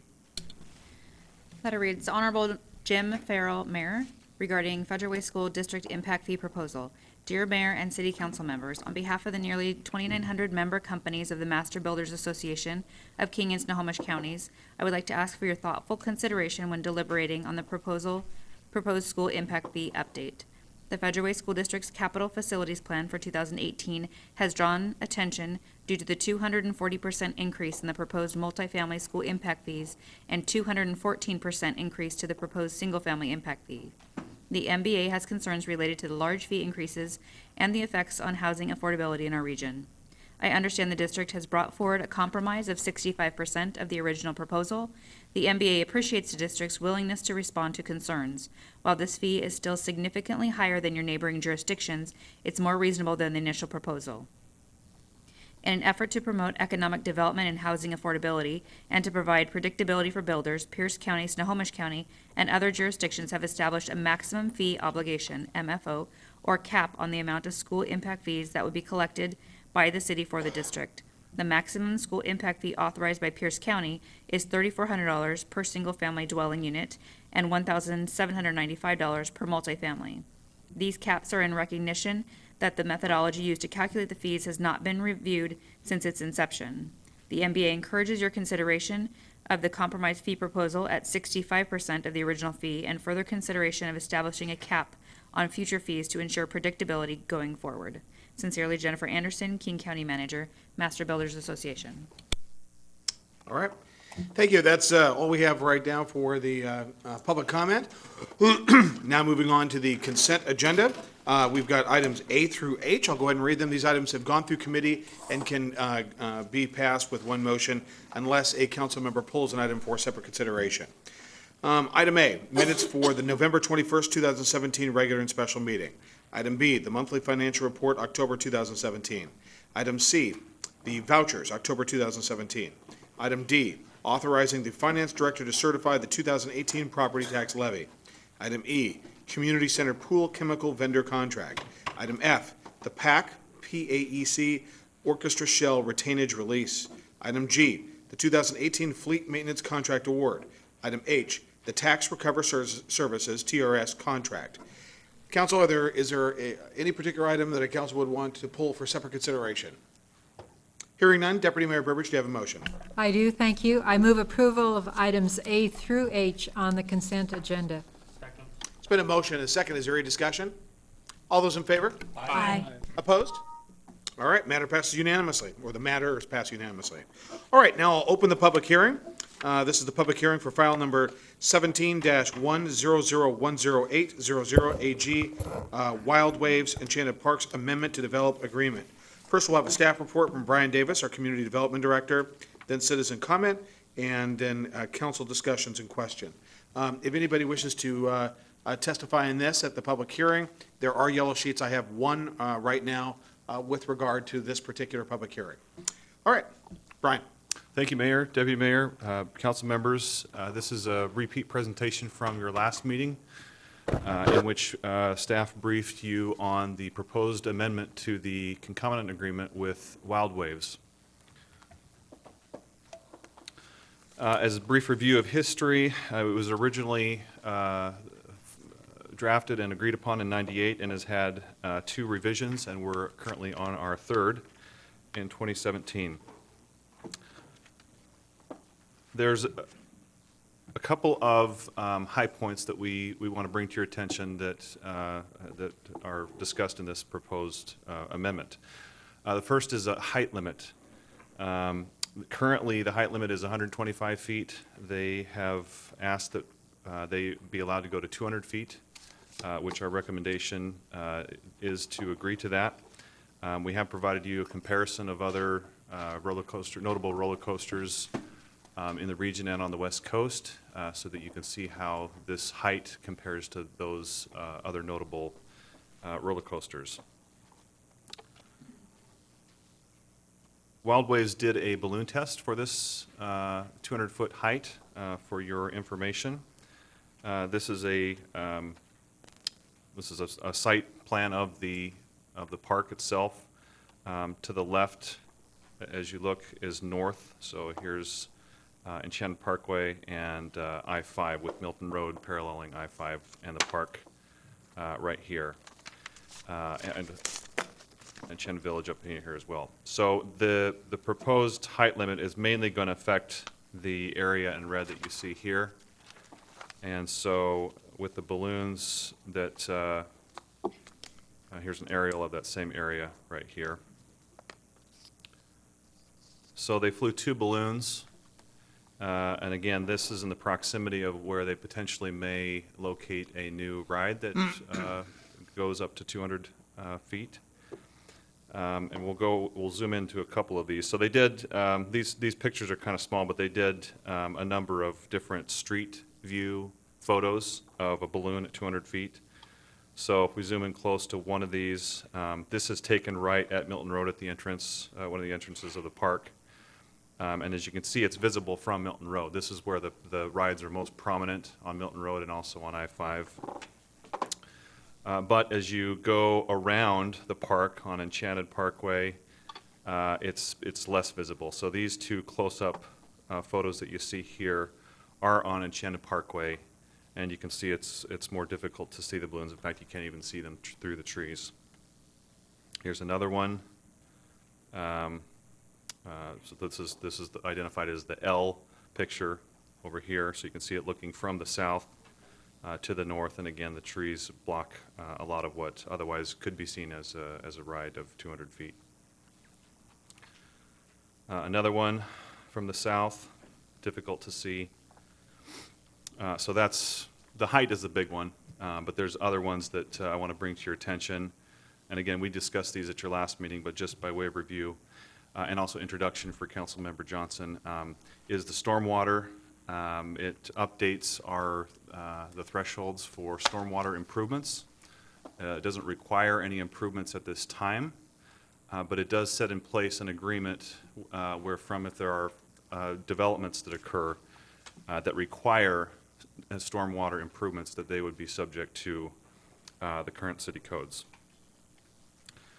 Traffic management, we did update the traffic data from studies that was done in the 90s.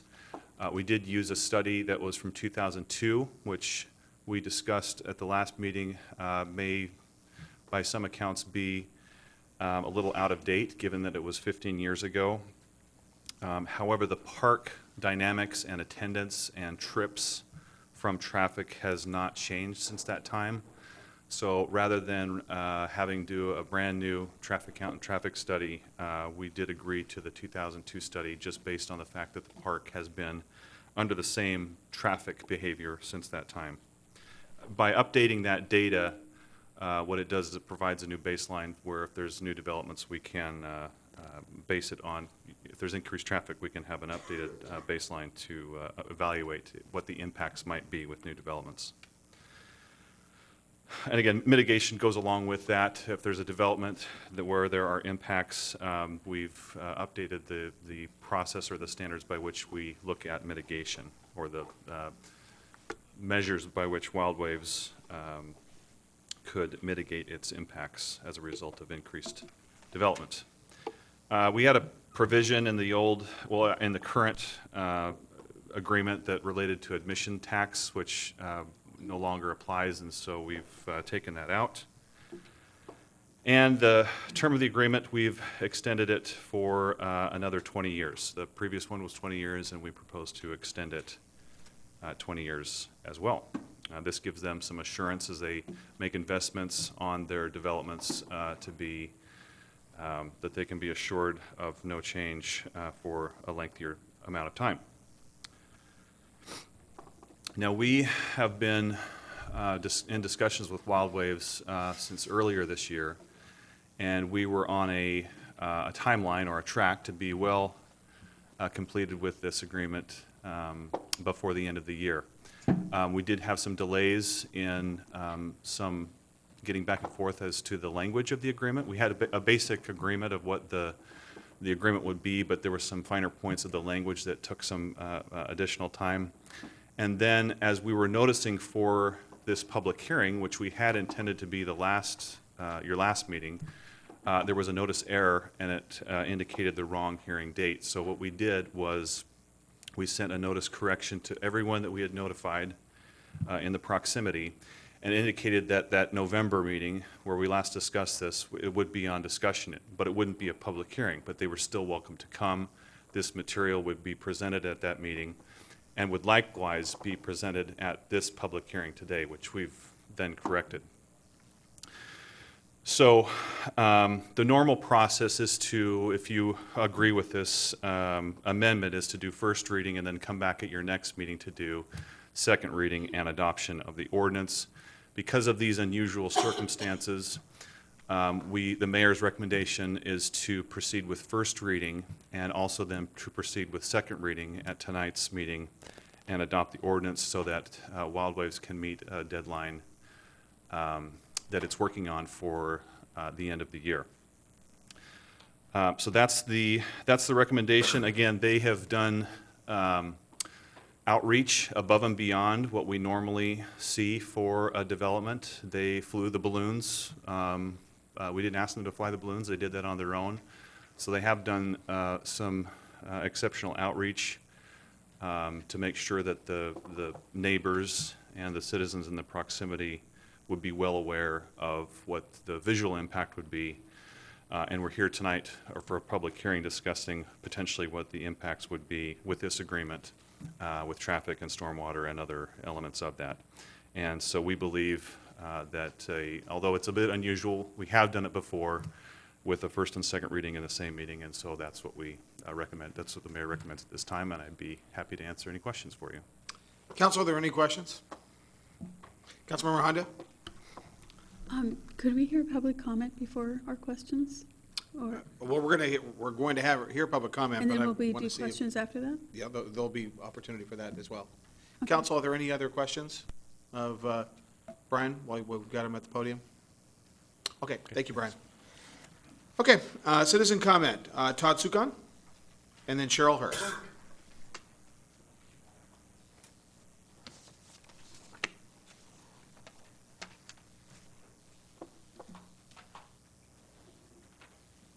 Thank you, Mayor Farrell, Deputy Burbidge, City Council, City staff, and Jeannie, thank you for everything you've done over the years. Much appreciated. But we'll keep tabs on you, and Jim. My name is Todd Sukon. I'm the general manager for Wild Waves. This past season, 2017, we had our 40th anniversary of the amusement and water park business here in our community.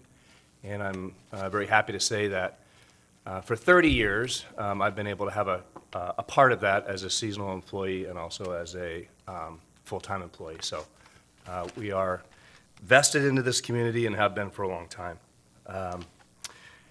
And really, I just wanted to speak a little bit on behalf of the height. For one, it makes us competitive with Silverwood in the area. The Puyallup Fair in Puyallup, it's a shorter, smaller ride down there, but they're gaining ground on us. Silverwood is probably our biggest competitor here in the region. They draw quite a few people from our park over there. And really, with the height, it makes us be able to be competitive in the market of thrill rides. And that's that's the name of the game of what we do. The faster, the biggest. That's what people want to see, and it also helps retain our seasonal employee base at over 1,000 kids that we employ over a summertime season, and we're very proud of that. A lot of them come from the Federal Way School District, and we want to maintain that and keep that rolling. And then in terms of the balloon study, as Brian indicated, we spent a lot of time with all the homeowners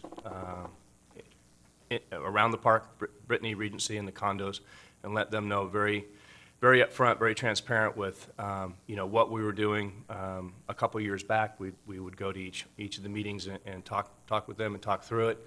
Have a great relationship with them. I think we've had some really good dialogue with the city in terms of stormwater and some of the other issues that we're working through.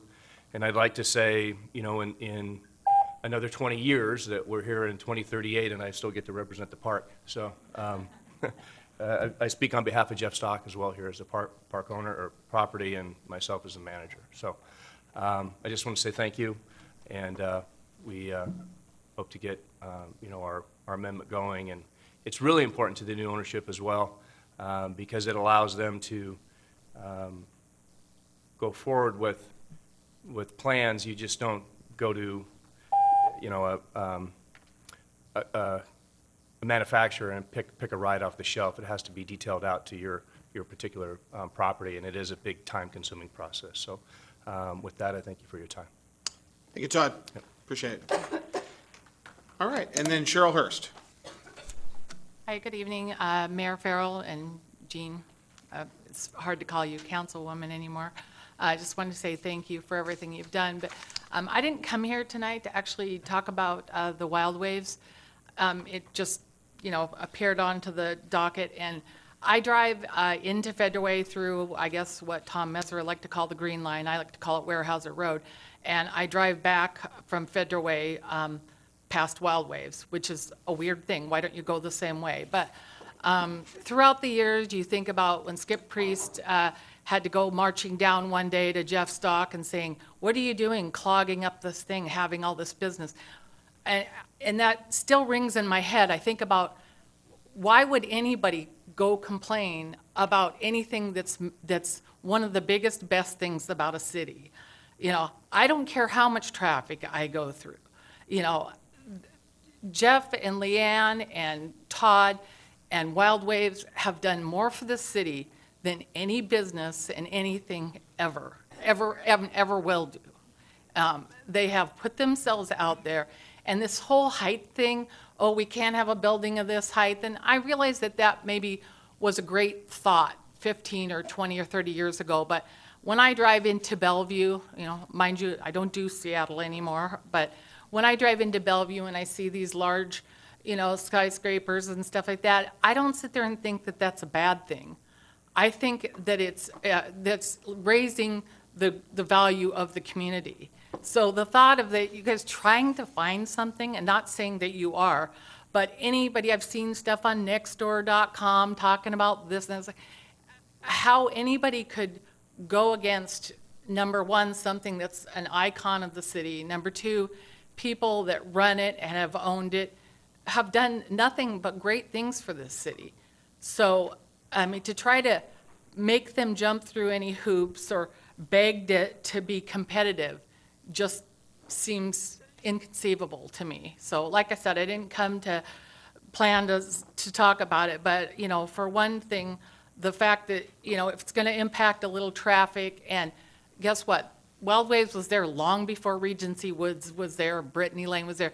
When you move somewhere and something's already there, you really don't have a whole lot to say, you know. So I'm just asking you to support without making trouble for Wild Waves and the companies.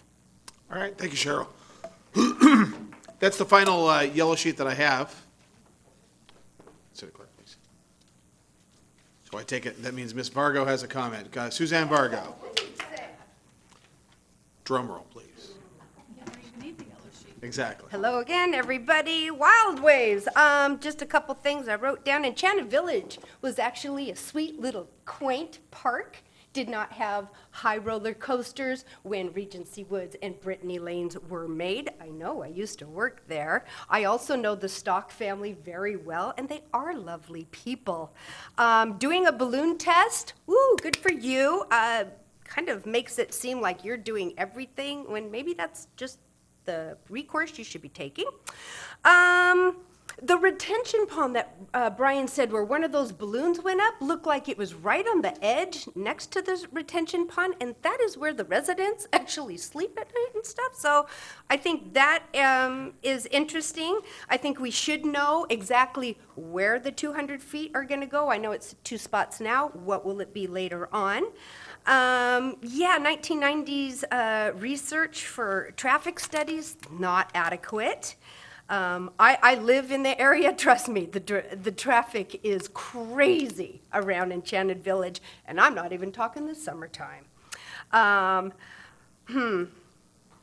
Wild Waves had illegally tapped into the retention pond for many, many years. That was to serve Regency Woods.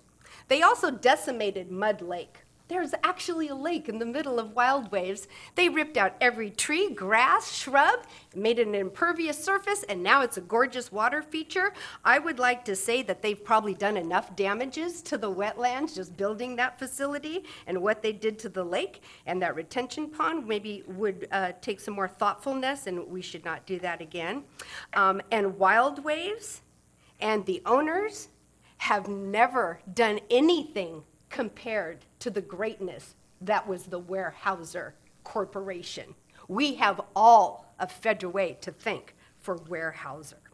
So that's what I had to say. Thank you. All right, thank you. Is there any more yellow sheets? All right, that being said, let's now move on to council discussion or questions. Council? Councilmember Honda, you expressed a... Thank you. I have a few questions for Brian. So you showed the trees. Are those trees that were blocking the height of the new ride that is proposed? Are these trees going to stay here forever? Are they a part of a buffer that is meant to be there? Is that why you showed them to us? This is a balloon test that they ran with current conditions. So the trees are there. If they want to cut trees, they have to go through a process to make sure that it meets the city requirements. And in this case, we may take into consideration the visual obstruction that it's currently providing and weigh that against what the impacts would be as a result of cutting the tree. Okay. And so this is the third revision of the third amendment. How many amendments can be on a concomitant agreement? Unlimited? As you want. Is 20 years a typical time period for a concomitant agreement? The term is agreed upon by the parties. I couldn't speak to what is typical, but the fact that there is a term is a good thing. We have discussions every meeting with a concomitant agreement that has no deadline, so having a deadline is a good thing. Okay, thank you. Yeah. All right, Council, any other questions? All right, thank you, Brian. Yeah. Okay. All right, Councilmember Copain, do you have a motion? Yes, Mayor, I'd make a motion to close the public hearing. Second. It's been a motion and a second. Is there any discussion? All those in favor? Aye. Opposed? All right, passes unanimously. All right.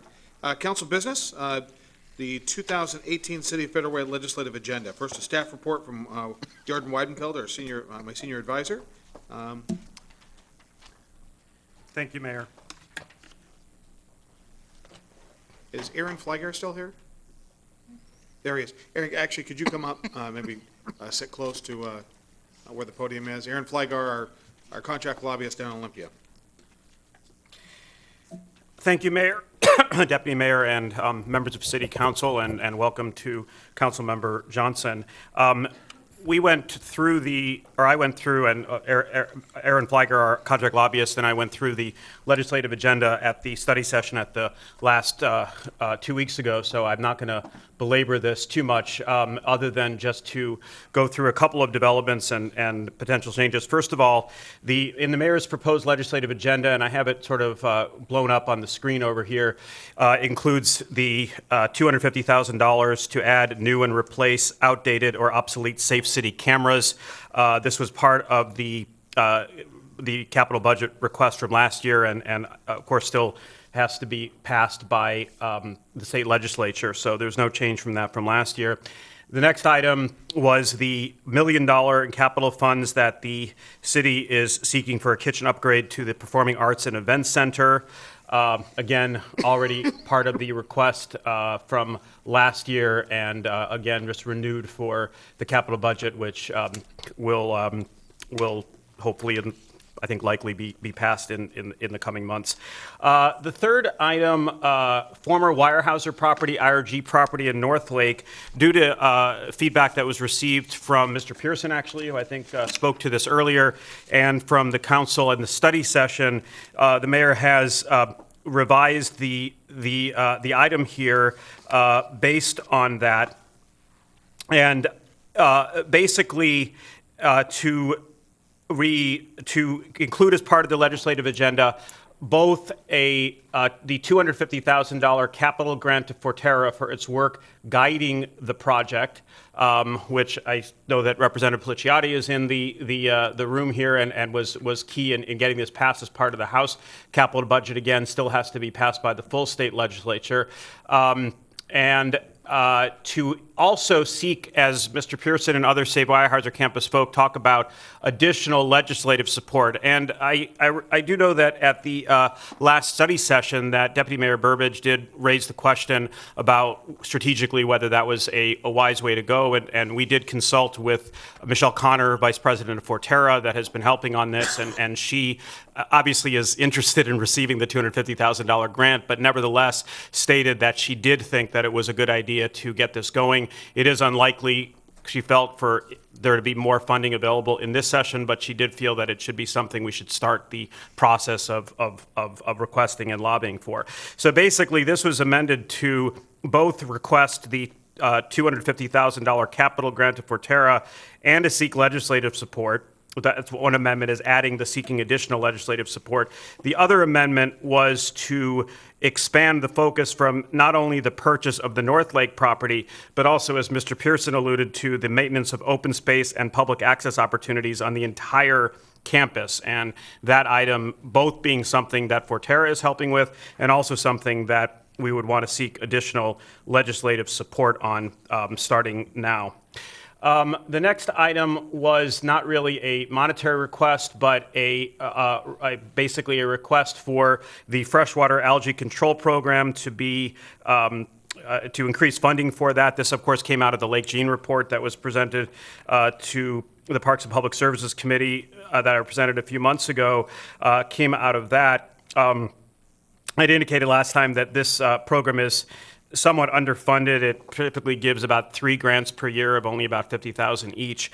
I do want to correct one thing, and that is, and I did respond to the Deputy Mayor about this. I know the Deputy Mayor last time asked about the source of money for algae grants, and I did respond to her by email, but actually not to everyone, though. At the time, I had basically said that from the statute that I looked at, that it appeared there are all sorts of funding sources, but I actually examined it a little more closely in response to the Deputy Mayor's question. And from my review of the statute, it appears that the aquatic algae control account is funded only from 1 out of each $5 fee that's charged for derelict vessel and invasive species removal. So I did want to correct that from what was presented before. The next item then was the item on the top right of education. The City of Federal Way, in partnership with the school district, encourages the state legislature to fully fund education under the McCleary ruling, fully fund the cost of basic education, and specifically compensation costs so that the schools can continue to attract the best and brightest, and to fully fund the cost of transporting students who are homeless. I know at the study session, there were a couple of questions that were raised. I know Councilmember Sepa-Dawson had asked about whether this was also an item in the Auburn and Des Moines legislative agenda. I was unfortunately not able to find a answer to that question. I did try to seek from the city managers of both, or the city manager of Des Moines and then the mayor of Auburn. I did hear back from the Des Moines city manager that they would be presenting still their legislative agenda sometime in December, early January to council, and that they'd get it to me after that point. So that's the only really feedback I was able to get on that question. I apologize for not more. I did also follow up on City Councilmember Duclos' question about the question about I think the question was, what would full funding under McCleary mean? And I did submit that question to the Federal Way Public Schools Superintendent, Dr. Campbell, and she did say she'd get back to me, and she did then later on send me, which does include explanations, their legislative priorities for 2018, which I sent to council earlier this afternoon. So if council hasn't had a chance to look at emails, I do have extra copies here. I can hand that.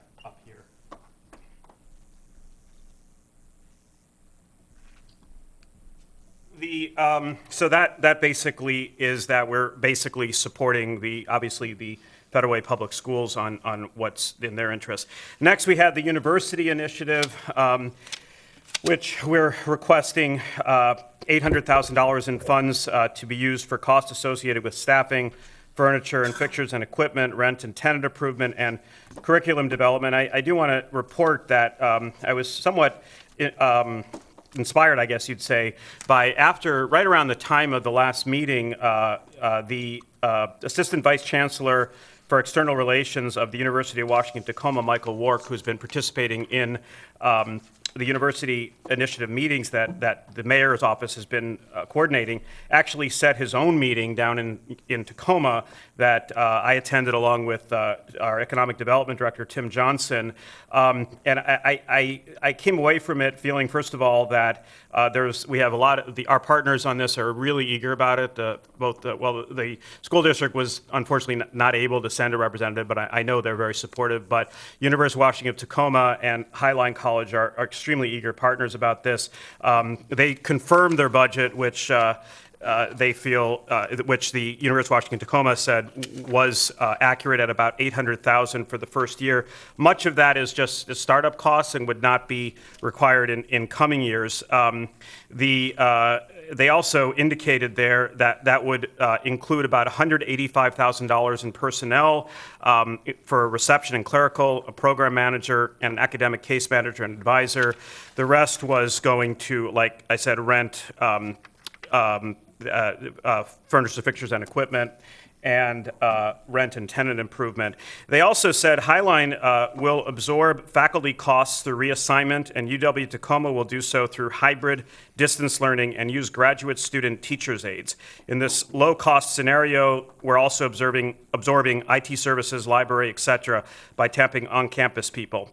And they also say they're assuming that the lessor will provide custodial and some security. So I came away from it feeling that there was a lot of optimism that this is not an unrealistic request. So I did want to report on that. Next, we had the $100,000 grant towards establishing an emergency shelter for homeless families with children in Federal Way in support of the Homeless Mothers and Children Initiative, which the mayor appointed Councilmember Honda and community activist Sherry Edwards to chair. As I mentioned last time, that Federal Way does not have a shelter for families with children, and the HMCI is looking to deal with that. The mayor called a meeting of faith-based leaders back on November 14th, a luncheon in which he made a request for faith-based groups to help. We've been following up on that with some communications with the faith-based leaders, actually the 26 that were there, as well as a couple hundred that were also I looked at and was helped to find as well. And I know that we're also following up some possible leads on that. Finally, the last item is support for amending RCW 53.54. At the study session 2 weeks ago, the Mayor's Quiet and Healthy Skies Task Force Chair, John Reesing, explained this in detail. Just very briefly, the current corridor with which the court is authorized to provide mitigation for is the statute only authorizes it in a narrow corridor that's 6 miles long, and it ends at the north of Federal Way. So Federal Way is not authorized to pay for any mitigation or abatement here in Federal Way. In addition, only certain types of mitigation are allowed, and finally, only for noise, not for health or anything else. So the proposal is to request that, and I know Mr. Reesing has been working also with Representative Pelliciotti, who's here, on potentially an amendment to that statute. So basically, the bottom line is very little. I had a few things I wanted to report, but really the only changes from last time are we added the third bullet point to the education, which was actually discussed in the last meeting, but wasn't actually on the physical document that Dr. Campbell requested, fully fund the cost of transporting students who are homeless. And secondly, changing the Weyerhaeuser IRG North Lake project item to include both the capital grant and additional legislative support, and to include both the purchase of North Lake property and maintenance of open space and public access opportunities on the whole campus for both the capital grant of Forterra and the additional legislative support. But those were the only changes made from 2 weeks ago. Thank you. All right, council, any questions? No. All right, thank you, Yarden. Thank you. All right, and Deputy Mayor Burbidge, do you have a motion? Yes, I do. I move approval of the 2018 legislative agenda as presented. Second. It's been motion and a second. Is there any discussion? Mr. Mayor. Oh, Councilmember Moore. I just have to say, Yarden, I really appreciate the in-depth research you put into this and the amount of thought you put into this, especially when it comes to the university initiative. I was pleased to hear all the detailed report that you had. And to Aaron, as always, thanks for the work you're doing. I know you've done a lot of good work in Olympia in the past, having worked with you and having seen you in action. With the Democratic State Senate and State House, I know that you'll do a good job this year. Thanks. Thank you. All right. Thank you very much. All right. There's been a motion and a second. And all those in favor? Aye. Opposed? All right, matter passes unanimously. Thank you very much, Aaron. Thank you very much, Yarden. I appreciate it. Thank you, Council. The legislative agenda breakfast, in which we'll have an opportunity to essentially present this and discuss this in detail, is scheduled for Thursday, January 4th at 8 a.m. It'll go for about an hour, from about 8 to 9 on Thursday, January 4th, 8 a.m. at the Community Center in the Seniors Lounge. Hope you can make it. Okay. And obviously, we want to make sure the school district is there. We have Dr. Tammy Campbell is here as well, and we'll hope to make sure there's a delegation from the school district. And Sally is here as well, so we'll see the school district team there. And it is important. I think there had always been a dislink or disconnect with this community and the city in regard to how we approach our legislative agenda in Olympia with regard to the school district. There are 23,000 children in the school district, over 3,000 teachers. It's clearly, a huge entity and a big part of our lives. And we were siloed in regard to how we were approaching our legislative agendas. And so it's great. I think the council has really been very instrumental in this. And I really want to thank the school district making sure that we're working together and making sure that there's nothing more important than educating our children. And so we stand ready to be partners. Okay, so now we've got Ade Erabulu, our finance director, and we're here for the 2018 school impact fee discussion. We'll have a staff report from Ade, and also the fee schedule. Ade, are you planning on addressing or doing the staff presentation simultaneously for those items? Yeah, just a short presentation. Very good. On both of them. Okay, very good. Good evening, Mayor, Deputy Mayor, the council. Just a brief background, the school impact fee was presented to FEDRAG as part of the city fee schedule a couple of weeks ago. The committee decided that the school impact fee should be presented to the council separately to be able to provide additional information. In my conversation with the council members individually, there's some concern regarding the fee and the impact it will have on the developers in the city, and the potential that it may actually stop development totally over the next few years. So for the past few weeks, the staff, we've been working back and forth with Dr. Campbell and her staff to come up with, to address actually the council concern. And what we have before you is, even though the presentation that they made to FEDRAG justifying the needs, and those justifications were there, but the concern that the jump may actually have an impact on the development. So what you have before you is the agreement between the staff and the school district, and Dr. Campbell is here to give additional information if you need one. And this is in the notebooks, Ade, in regard to this material. Do you have any slides?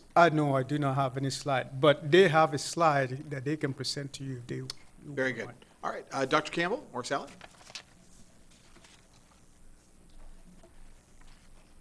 I keep saying Sally. I should say Sally McLean.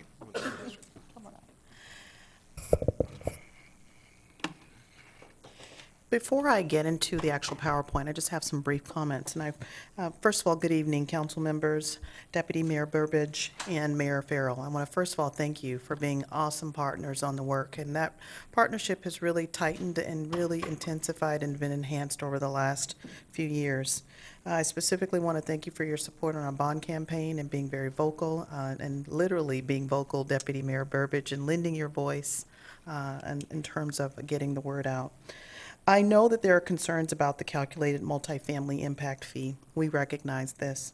These calculations reflect real cost and the fact that we have had, in the last over 24 months, 3 multifamily housing developments in the city. While we welcome all scholars, no matter their zip code, the numbers that we're seeing represent a real impact and real costs that are different than any other King County school district. When you actually look at the number of students that are being generated from the multifamily housing, it's 5 times more for our school district. So when you look at the rates, they're increasing at that ratio. So it's not like we're randomly doing this. For the recent multifamily development, more than 1 student comes to Federal Way schools with every unit constructed. That rate is exponentially bigger than what you would see again in the region because of the number of bedrooms that these dwellings have. As we monitor student enrollment, we do not expect that these student generation rates will fall. To give you a scale of this impact, the rates you have in your packets do not even include Uptown Square. So those aren't the rates. Uptown Square isn't even in there. Our taxpayers carry a heavy burden because our assessed valuation base lacks a robust commercial presence. Our taxpayers almost double the amount required. If these impact fees are not paid by the developer, they don't just go away. The classroom capacity still needs to be addressed. We still have to build extra classrooms. This leaves only the district to cover the cost. The funds to pay for the expansion will come from our general funds or our levy dollars, which are taxpayer dollars. We're supportive of affordable housing, but we believe there must be a plan for the development to ensure the school district has adequate space for the incoming students. We're encouraging the council to consider adopting the original impact fee amount submitted by the district. King County Council members met last night and have done so for the same reasons that I've mentioned to you in our comments. I'm going to now yield to Sally to share this PowerPoint presentation. Thank you, Dr. Campbell. Good evening, Mayor Farrell, Deputy Mayor Burbidge, members of the council. This is the presentation that was prepared for FEDRAC, and I'm just going to pull out a couple of the visual slides to help reinforce the comments that you heard from Dr. Campbell and that you've heard from others this evening. As you heard, the Growth Management Act is designed to ensure that growth pays for growth and to help relieve the tax burden on the existing community. When our school impact fees include 2 costs. One are the costs for increased capacity. New in 2018 is our ability to increase our capacity at our elementary schools thanks to the successful passage of our bond issue, and more importantly, those student generation rates, or the numbers of students that come to us out of new housing. And again, as a reminder, these are school impact fees are one-time payments by residential developers. So this is the graph of student generation rates from multifamily units that were constructed over the last 5 years.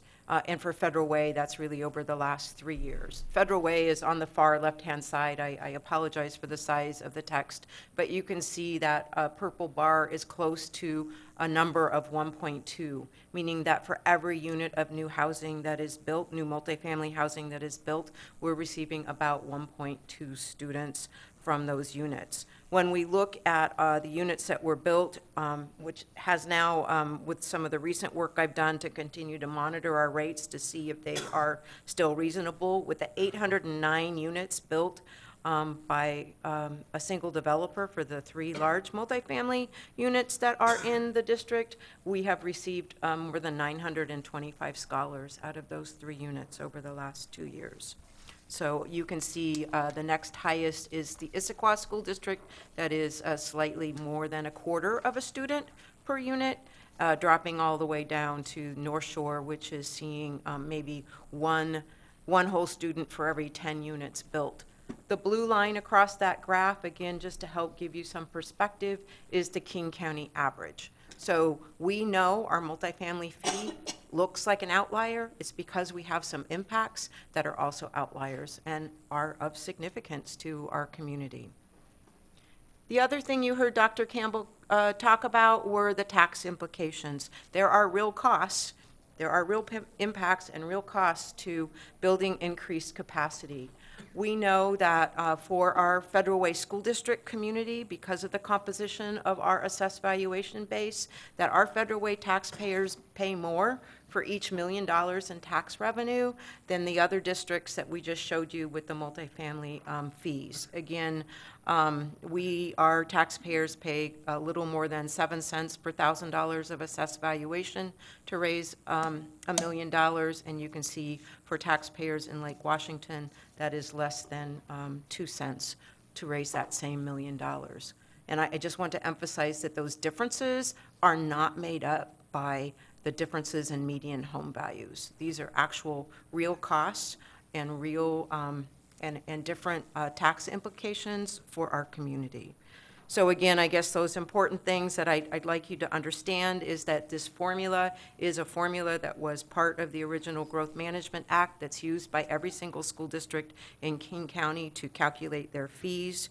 We have real impacts and real costs here in Federal Way, and that fee that has been developed is it's already 1/2 of the calculated impact as a way to share the cost of growth between the existing community and developers. So again, I just wanted to. Just a couple things I want to just stress to those at home who are watching and those in the audience. There's a formula. We put in the number of scholars, and that generates what the actual costs are. So it's not something we can arbitrarily change. And so when we're asked not to present those numbers, that's a difficult thing, especially when we know the cost will be there. If another multifamily housing unit were to come into Federal Way, they're going to be costs. And if they're generating the same number of scholars, we have to build classroom spaces. And that's what these impact fees do. They cover the cost of additional space at one time. And so that's important to note as well. And the last thing that I will say on this is if we were to go back really quickly, I want to just go back to this. So when folks say, well, your rates look different than everybody else, I want you to remember the graph. That's why, because of the number of students that are being generated from the multifamily housing that we have, that is not the same trend, and you wouldn't expect our rates to stay the same based on what that graph looks like. Go ahead. No, that's good. So thank you. And can you tell us about what happened at King County last night? Yes, so we came to King County with the reduction that we had talked about, the 65%, and they had that as an amended proposal. They put it out for a vote, and it was, at first, I think 2 people voted in for the amendment, and the remaining council members voted against it, so it was rejected. And then there was a motion to get the full impact fees that we asked for, and the reason that they said was that, again, they felt like Federal Way has a student population that should not be given less than what would be expected to build out additional space, high-quality space, and that they felt they wanted to support the school district, and they felt that this would not prohibit future development. That was one of the things that they said. They said that they felt that it was important to support the schools and that we get the full impact and that we not take the discount that we had talked to you about. That was what several of the council members said last night.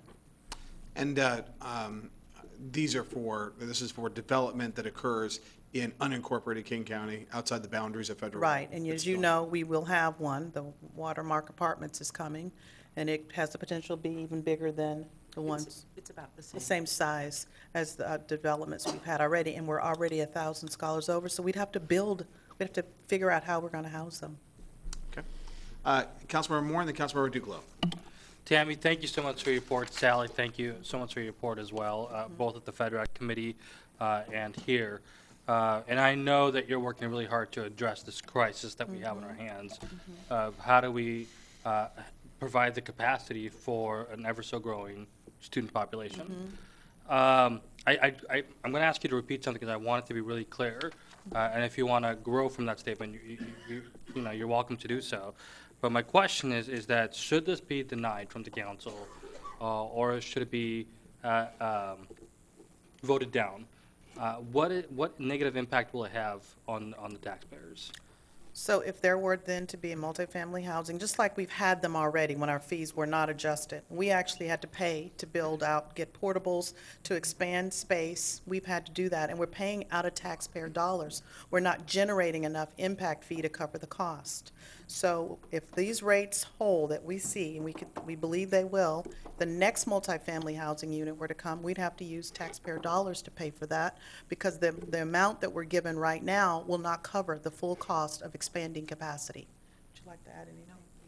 And then, as a sidebar question, the levy that the voters just passed cannot be used for this. Am I correct? We use the levy for learning. We would be using our general education funds for that, but we don't get any money for the state from this. We'd be using our pot that we have to educate our scholars. We'd have to figure out a way to get portables and things like that out of our out of our general fund. Okay, thank you. So I want to make sure that we've got several terminology points. The bond was just passed. For Right, new- that's a great for point. capital construction. Right. Oh, got it. Yeah. So that bond that was passed is for 9 buildings that we're building. It has nothing to do with this. And it's, well, we're not building classroom space for example, the Watermark Apartments. That's not going to be online in time. Now, we do use, and Sally, you can talk more technically about this. We do take in consideration that we have a bond in terms of the calculation, and that's a part of what you're talking about, but those are different things. And so that bond is being used to expand capacity across the district as well as to modernize our 9 schools. But if we were to get another multifamily housing development up, say, next year, we'd have to do something immediate that wouldn't necessarily be a part of that consideration. You can share Okay, more about it. Councilmember Duclos and then Councilmember Cephedos. Sally wants to just I'm add some more sorry. technical. Sorry. pieces So onto so that. the expanded capacity that Dr. Campbell's referring to, that is part of the bond issue that our voters just authorized, a small portion of that expanded capacity cost is included in that school impact fee, because that's what you collect school impact fees for, is to help offset the cost of that expanded capacity. All right, Councilmember Duclos. I need kind of a clarification, and I'm very, very supportive of the schools, but when we talk about multifamily, what if the multifamily is really senior housing? Would that be taxed at this rate? Since they would not have any children? No, so there has to be what is referred to as a nexus or a direct relationship Okay. between the housing and the school School impact impact. fees. So senior housing developments such as SHAG or the Korean Women's Association Or even were the not multi-service assessed. center. They were not assessed school impact fees because Okay. we don't expect to generate students out of those Yeah. kinds or And types of I developments. just want that to be clear. Yep. Thank you Because for I will asking that. support you, I'm going to support this. Okay, the last thing in regard to terminology. So we had bond, one of the things I didn't get to, there's a lot of terminology, a lot of things going on. So we've got the bond that passed in November, but we've got the levy, which is going to be run in February. and that's for? That's no new taxes, that's a continuation levy, and in fact, we'll be asking for less money. We, in the past, have asked for about $53 million for our levy. We're going to be asking for $33 million, and beginning in the year 2019, the average taxpayer will see a tax decrease with that levy of about $570. $570. So that levy's going to be run in February. And so the purpose of this, I want to make sure this is very clear, is if there is new development, this is about the contractor or the builder. The builder paying upfront for us to add additional space so that that cost is not borne by the district. Okay, great, thank you. Councilmember Cephedos. Thank you, Mayor, and thank you for the presentation, Dr. Campbell and Sally. And thank you for bringing clarity to this conversation. I really appreciate it. Some of my questions were already asked, but so King County passed or approved at the $20,000 level. If we were to go with the lower level, King County would still continue to do what they are Right. going to do for the unincorporated part. So how about other cities like Kent, Auburn, and Des Moines? How do they plug into whatever the impact would be if they were to build multifamily. So we're having conversations with Kent right now, and Kent is talking about not giving us the full rate. We're adamantly stating that we don't agree with that. I think that part of that has to do with the number of schools we have in Kent. We only have 3. I think they're looking to see what Federal Way is going to do. But I also think they didn't know that King County was going to do what it did last night. So I think there has been sort of this wait-and-see approach in terms of what our own city, the larger city, would be doing, where most of our schools reside. And I spoke with the mayor of Kent on this issue, and I told her, you know, about my meeting with the school district, what's really happening in Federal Way regarding multifamily housing, and I also sat down and spoke with the representatives of the master builders and told them the same. Thank you. Councilmember Sepidawson? Yeah, so thank you. So I understand, but so with those, like Kent has 3 schools, right? So what would happen if they actually adopt those fees? Then if someone were to build in that area, we'd have to abide by the fees that they would adopt. Okay. We would be again in a. So you're going to have different fees schedules, in other words? And we're trying not to do that. That was my question. That's Thank really you. our intent. Okay, thank you. All right. Councilmember Honda? Thank you. Thank you for being here. I know it's been a long night. It's almost 10 o'clock, actually. What are the school impact fees for unincorporated King County when the new complex is built over there? What, the new ones that they just approved? Well, what are the school impact fees for unincorporated King County as compared to ours? Well, right now, So the 2018 Capital Facilities Plan, following the dictated formula, generated the same fees for every jurisdiction that Federal Way School District works with. And then each of those jurisdictions, with the exception of the city of Des Moines, which has not adopted a Growth Management Act, each of those jurisdictions is doing exactly what you're doing in terms of your ordinance work. So yesterday, the King County Council adopted the single-family and multifamily fees as calculated and submitted by the school district. So for unincorporated King County, the fee that would be effective January 1st, 2018 for any multifamily developments that are permitted during the 2018 year will be $20,086 per unit. So the proposed development, is it Watermark? Is that the name of it? That is Watermark. Do you think this will stop that development? These fees? Well, King County predicts that it won't stop them, but Okay. we really are just trying to be sure that if it does go into effect, we can have a plan to create more space in the short term.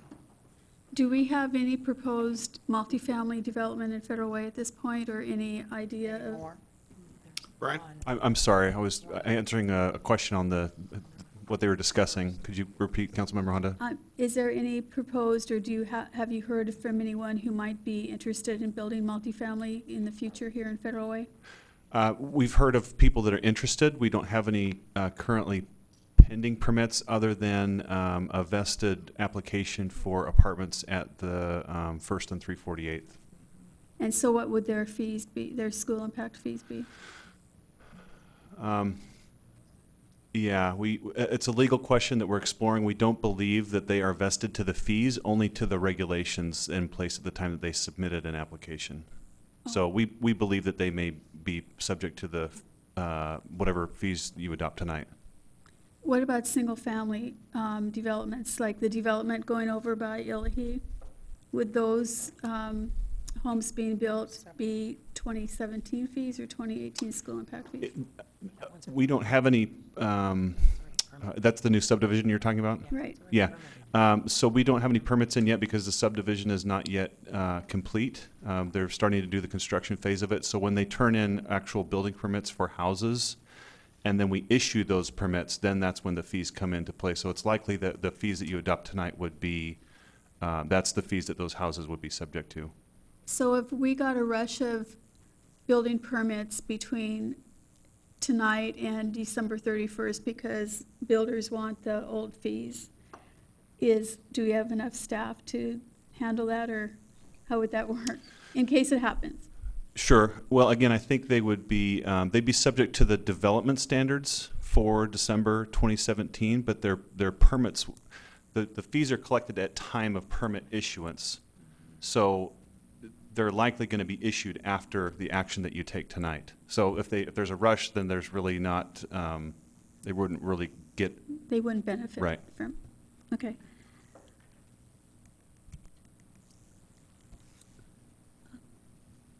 All right, thank you. Councilmember Duclos? Yep. Okay. I move approval of the modified 2018 Federal Way School Impact Fee Schedule with $4,447 per unit for single-family housing and $13,056 per unit for multifamily housing, and direct staff to include it in the 2018 Federal Way Fee Schedule. I'll second that, Mr. Mayor. All right, there's been a motion. Mr. Mayor, and Yeah. just to clarify the motion, those numbers are for 65% reduction. Oh, So see? Okay. I want everyone to be clear on that point. If you're talking about imposing the fees as requested by the district tonight, those would be different numbers. So, Chair Duclos, I think in between the time of the FedRec meeting and tonight, the King County Council had the decision. I think that's why. Was it your intention to move to still have the 65% or the full? Well, this is what I was given for my Right. notes. Okay. So is it your If intention? things changed, we were trying to be supportive of the school district, so. To the full. All right. Councilmember Moore? Mr. Mayor, I'd like to make a motion that. Point of we- order. We have a motion on Okay. the floor. I'd like to make a motion or. Point of order. entertain There's a motion pending on the amendment. floor. There's a motion and a second. Okay. So the number you said was the 65% number. Did you want to? I will amend that if somebody will give me the right thing to do. Okay. All right. We've we're gonna- been supportive of the school district. All right. Yeah, that is. I think we're okay. Yes. Just give me the right numbers here. Okay. I'm informed these were the right numbers until 10 minutes ago, so. Okay. Yeah. Yeah. Is that right? Okay. All right. So I'm going to amend the motion to approval of the modified 2018 Federal Way School Impact Fees with $6,842 per unit for single-family housing and $20,086 per unit for multifamily housing, and direct staff to include it in the 2018 Federal Way fee schedule. I'll second that. Okay, there's been a motion and a second, and in regard to discussion, I've got, Deputy Mayor, did you want to go first? Okay, Councilmember Kope. Yeah, thank you, Mr. Mayor.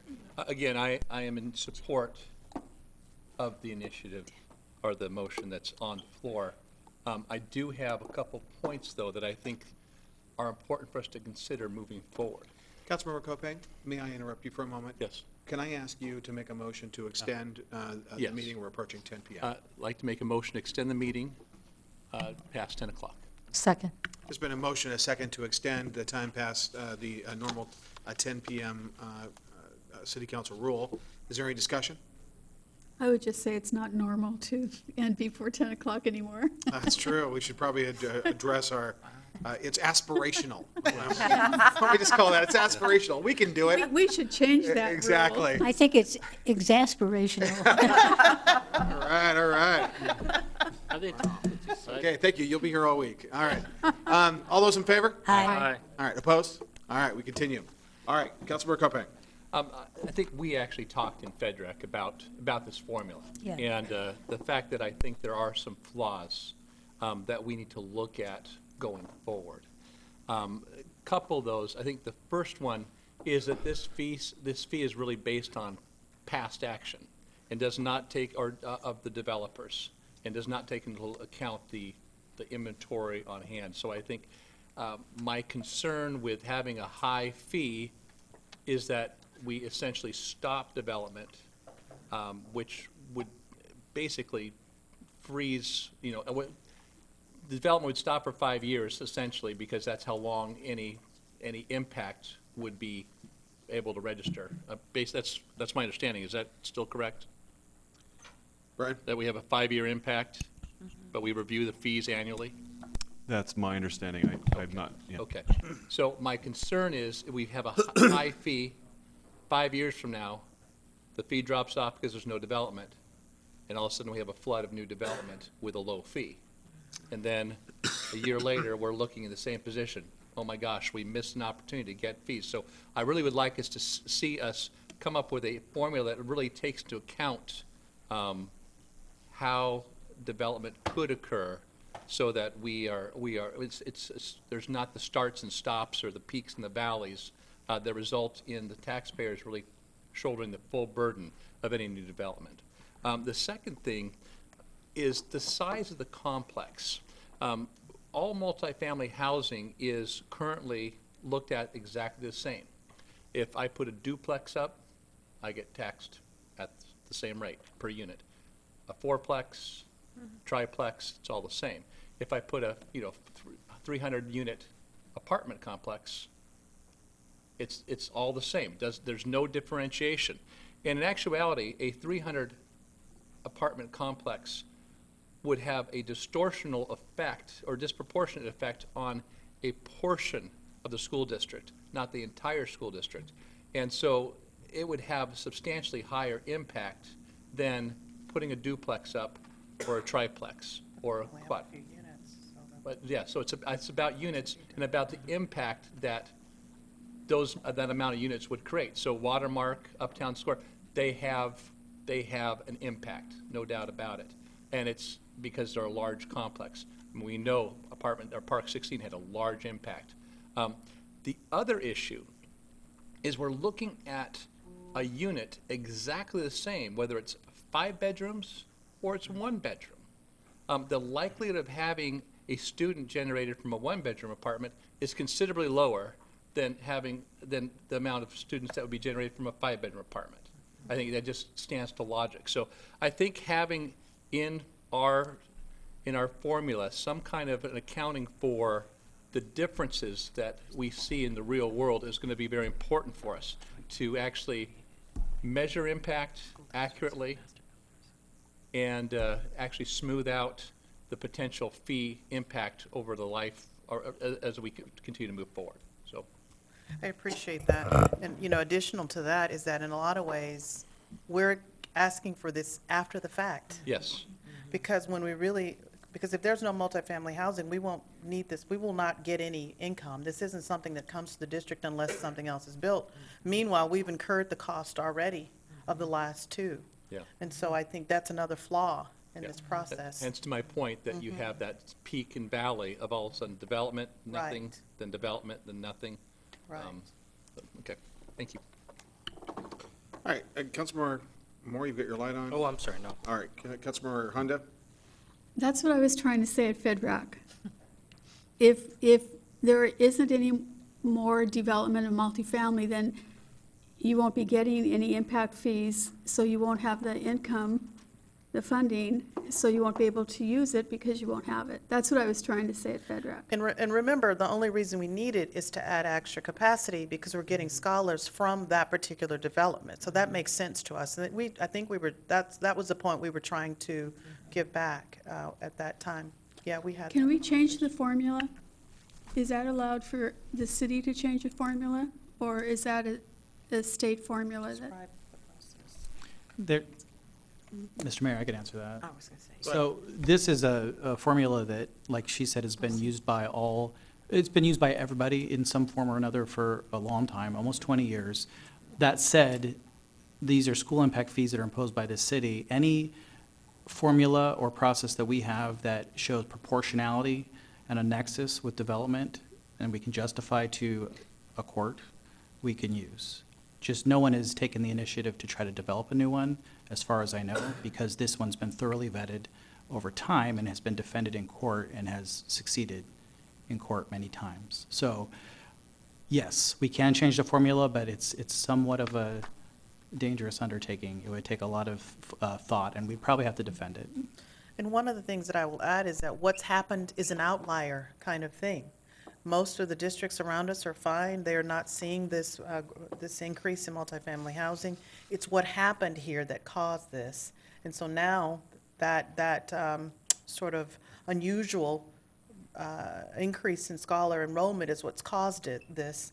And so I don't know that other folks would think that they need to change it, because for them it's probably right now going along as they would have predicted. I think the other issue is, how do we regionally have a conversation about placement of multifamily housing so that one city or one school district doesn't have to absorb all of the housing? And I think that's what I talked to the King County Council about, is what are we looking at? Do we have a map? Are we starting to think about this? Because at the end of the day, we have limited resources in Federal Way, and we are a district that has paid a disproportionately high amount of taxes. We don't have the same revenue that some of our surrounding districts have, yet we're having to figure out how we create space with this tremendous increase of students in a very short amount of time. Dr. Campbell, we've done exactly that. We've gone, with our community development department and gone through the city, and that's why we put the moratorium in place for a year in regard to multifamily housing. And that's why we've been looking very carefully about this in regard to impacts on infrastructure, and that infrastructure obviously includes our schools. So we're looking very carefully at that, and the council it's something we've got our eye on that ball. All right, thank you. I have a question. Deputy Mayor Burbidge and then Councilmember Asefa Dawson. Deputy Mayor Burbidge. Thank you. I appreciate the presentation and the thoroughness of the discussion. I certainly support the schools in all your efforts, but I am concerned about this balancing act that we are faced with, that I see as a balancing act. We're trying to anticipate development. And that's not something that we can necessarily do with any real total accuracy. And as has been mentioned, if a fee is so high that it closes development down, then there will be no benefit from having the fee at that level. So I am struggling with this issue and trying to come to a conclusion myself. All right, thank you. Councilmember Asefa Dawson. Yeah, and I'm also struggling with that, but you did mention that we have not collected from Uptown, right? No, we didn't Yet. use Uptowns. Those numbers aren't in the actual count. Would they go in the count at any point? They'll be part of the 2019 calculations, as will any other new developments that came online after we developed the 2018 plan. At the new rate? The rates are calculated every year, so they will fluctuate from year to year based on all of the factors that are in that formula that your city attorney call was referencing. I was just making the point that the numbers you have don't include Uptown. Right. So that tells you the degree to which the impact. And were the numbers from Uptown, let me just follow that. Were you done, Councilmember Asefa? No, go ahead. Okay. Were the numbers from Uptown consistent with that rate? Yes. And would it have made it more, if you had included that, would it have been a more dramatic, or would it just stayed consistent? So the student generation rates, based on our October 1 enrollment, are very consistent with what was included in the 2018 capital facilities plan. So there hasn't been a large fluctuation at any of the developments at this point in time. And we're talking rate as opposed to raw numbers, so it's just a percentage It's a issue. percentage. Okay, great, thank you. Councilmember Honda. Thank you. At the FedRAC meeting, I think I heard you say that for the next 5 years, you would expect that the school impact fee would be around $20,000 as it is now, as it is what we're voting on at this point. Is that what you said, that you don't expect it to be lower than that for the next 5 years? So student generation rates will fluctuate from year to year, depending on the developments that are built and the actual occupancy of students on the date that we pull all that data. So we pull all that data once a year to recalculate student generation rates for the developments that were built within the time frame that are included basically the last 5 years. We do know that we have credits that flow through this formula. There is a credit for school construction assistance program funding or SCAP funding. There is also a credit for the tax rate that our local voters are paying. So those numbers, those credits can change every year. And so again, that will potentially impact or reduce the total fee as we move forward. But again, in that horizon with the student generation rates that we're currently seeing, that we saw in 2018, that I'm anticipating will be included in 2019, until those student generation rates start to fall, that fee is going to be fairly close to what was presented for the 2018 plan. So for 2018 and 2019, but in 2020, if there isn't any new development, then the rates should fall. Is that what I'm hearing? Because you wouldn't have new students being generated? Is that not right? The developments you include in your calculation have to have been built in the last 5 years. And She thinks this is new students as opposed to just a generation rate for these apartments that will stay pretty consistent. I think that's what she's asking. you want to answer that? Well, I'm going to go into an area that I maybe shouldn't, but I think in general, those apartments are going to continue to generate the same number of scholars. That's not going to change, and we're looking at the same apartments. And so I think that's what's creating that sort of flat line, if you will. Right, the apartments aren't going away. They're not Right. going It's away. not new They're apartments. still at the same number of bedrooms, they're still gonna generate the same number of students, so that shouldn't change, and because it's it's the ones that have been built in the last 5 years, you can pretty much think that there will be some consistency in that. I think she's also saying, though, there's some credits that could probably over time start to make those fees decrease, possibly, but we can't tell you with any specific nature of what those fees will be, other than to say the assumptions that we'll make in predicting them.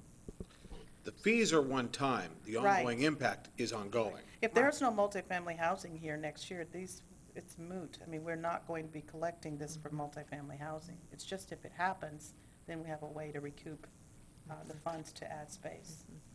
All right. Councilmember Duclos, do you have a question? I just want to make it clear in what we're talking about here that senior housing is exempt because they have no children. And in the same vein, if there's a complex that is to only single people and they don't have any children going to school, that they wouldn't pay the higher impact fee, or would they? Senior housing is dedicated to seniors. So I would like that really clear in what we're voting for and what's in the final thing, that senior housing is exempt from these high fees. They're just paying the regular multifamily. Ryan, and then, actually, Councilmember Seffa Dawson first. Did you want to speak first? Yeah, I do have another question, actually, which Okay, so if there's a question on that, let's go to the legal issue that Councilmember Duclos. So if I understand your question, senior housing by statute is exempt because obviously no children are, there's a deed restriction that prohibits children from being there. So kids are going to be produced there. That is not true of other types of housing. So just because you have a bunch of one-bedroom apartments that might lend themselves to a younger crowd without school-age children, that does not exempt them from the fee. So they would have to pay the fee. That said, the city is obligated to evaluate each permit individually, and if extenuating circumstances or other data are presented to the city, we do have to consider that. Yeah. And I don't have a problem with that because I think all of us, whether we have children or not, should support our school system. It's just seniors that I really am concerned about, so I just want to be clear of that. Okay, now Councilmember Seffa Dawson. How about nonprofits like Multi-Service Center or other agencies, if they were to build multifamily facilities or buildings?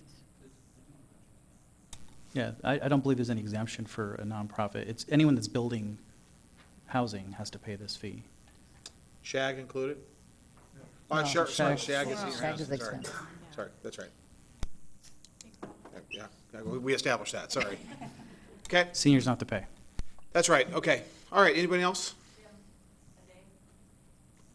Ade, would you please approach? I think part of the discussion before was intended to put the temporary fee in place while we do additional study, especially to be able to address what Councilmember Kopang was speaking to in terms of there, especially like in Snohomish County, where they differentiate between one-bedroom apartment and 2, 3 stuff like that. And part of the formula that they use actually is also included in the ordinance that the city passed. So the formula that they are using is part of what the city sanctioned. I think if we need to move forward, we need to be able to review these in total. And we need to be able to, in some way, I think as was earlier said, to be able to look forward. Yes, they are trying to, based on the study and based on the numbers, these numbers are there. But how do we get to where we need to be?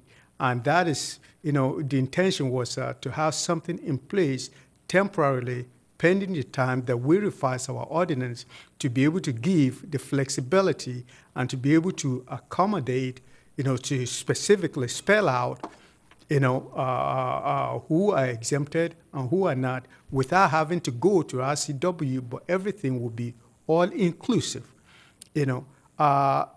For the past 2 weeks, we've been looking at several other ordinances throughout the state where they actually give example, put in the formula, put all of that.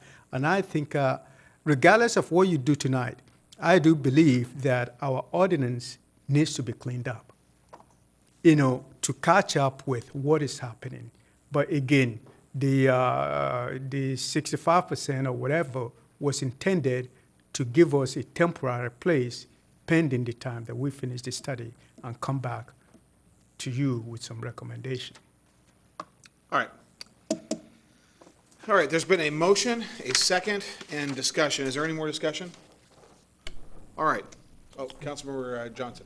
Yeah, I just want to add, and thank you, Dr. Campbell and Sally, for your presentation. I think that, we can't have the district footing the bill going forward. And so, to my fellow council members, I think that it's important that we really take a strong look at it. And I think that this is a determination by the county, this calculation in the state. So I think, regardless of what we do, that's what's set. But going forward, is there a way, I'm not sure who can answer this, is there a way that we can have a representative to look at that formula from our city? Council? Well, just to be clear, the county's actions yesterday have nothing to do with our actions tonight.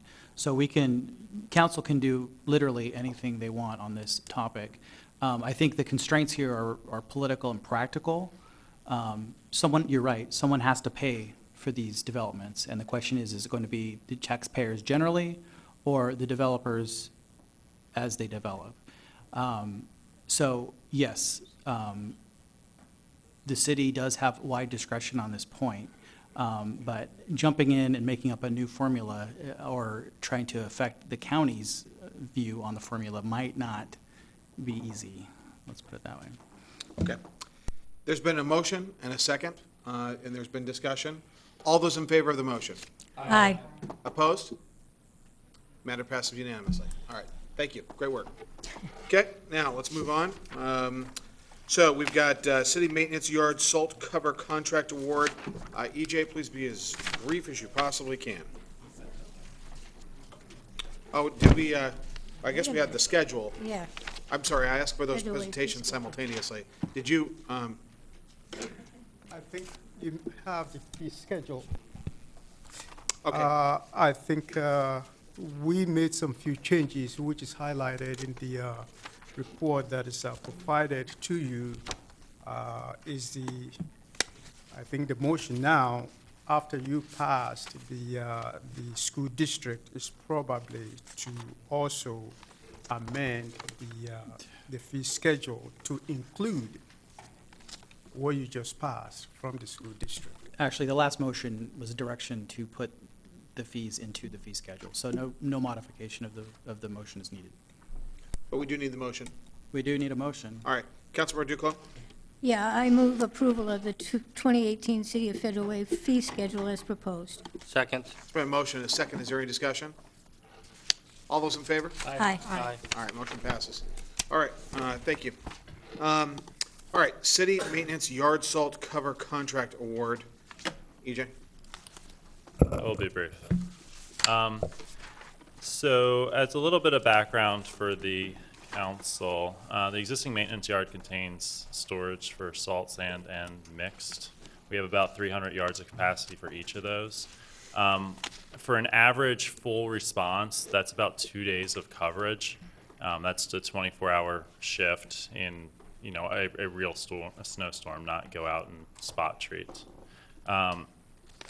The salt is used disproportionately faster because we use it both for brine, the white lines you see on the roads when it gets cold, as well as for direct application of a sand salt mix.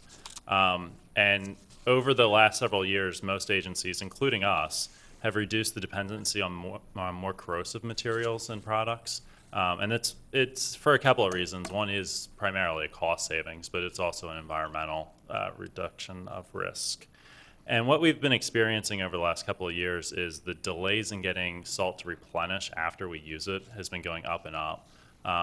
In the last year, we saw it at 15 to 45 days. So if you do the math, and we can only treat a 2-day storm, and it takes us 15 to 45 days to get more salt. If we have another snowstorm, we kind of got a problem. So staff's been reviewing how we can increase our storage to allow for an increased operational length. And we've looked at 3 different options. One is increasing capacity where we have it today. Another is increasing capacity at another city-owned parcel. And the third is operating with existing capacity. Because we have the brine system at the yard as well as for operational efficiencies, the staff recommendation was to keep this at the existing maintenance yard. So within increasing the storage, after looking at the site, we identified that realistically the maximum structure we can get into the area is a 50-foot by 50-foot structure. It'll increase our storage. Right now we have about, like I said, about 300 yards of salt, and this will add an additional 1,050 yards. With that gets us to 6 days of full operational response, as well as 12 small typical, what we usually see, you know, where it's either ice or snow or some combination, but it's a normal storm for this area. So this is just an overview. There is no current aerial photograph of this area, so this bin that you see in the middle is actually also has a green cover on it. There's 3 of them out there today. So where we've identified it is up in this kind of midland yard. And I'll point out, as you can see from this picture, you know, the property line we own is right here. The yard's, it's a busy place. You know, we're shuffling things around to make this work, but being able to respond in the time of an emergency is critical, and that's kind of why we're doing what we're doing. So we did review or solicit quotes from 3 different companies with 2 different alternatives. The first, which is what you see on your left, is a low span structure, and the second, which is on the right, is a high span structure. And we reviewed the quotes on the basis of price per cubic yard of capacity for storage. So we received 2 sets of quotes. One company did not bid, or did not respond. And the staff's recommendation after reviewing them was the high span alternate. So we've, again, looking at storage and pricing, recommended the high span alternative.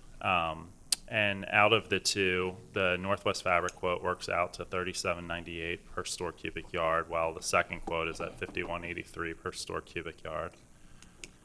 The project is within budget. You know, the $39.9 is there. All of the additional, the foundation, the concrete blocks you saw in the earlier pictures are approximately $19,000. Staff labor costs for installation of the concrete blocks, as well as the fabric covers in here.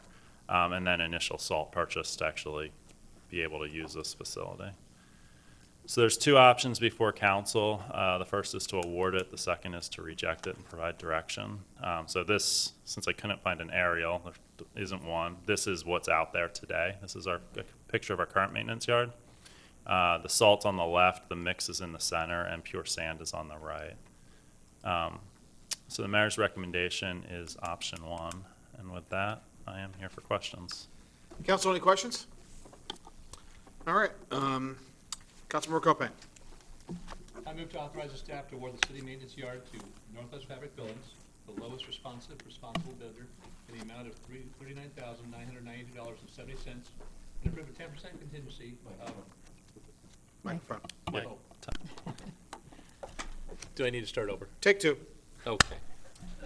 I move to authorize the staff to award the city maintenance yard to Northwest Fabric Building, the lowest responsible bidder, in the amount of $39,992.70, and approve a 10% contingency of $3,999.27, for a total amount of $43,991.97, and authorize the mayor to execute the contract.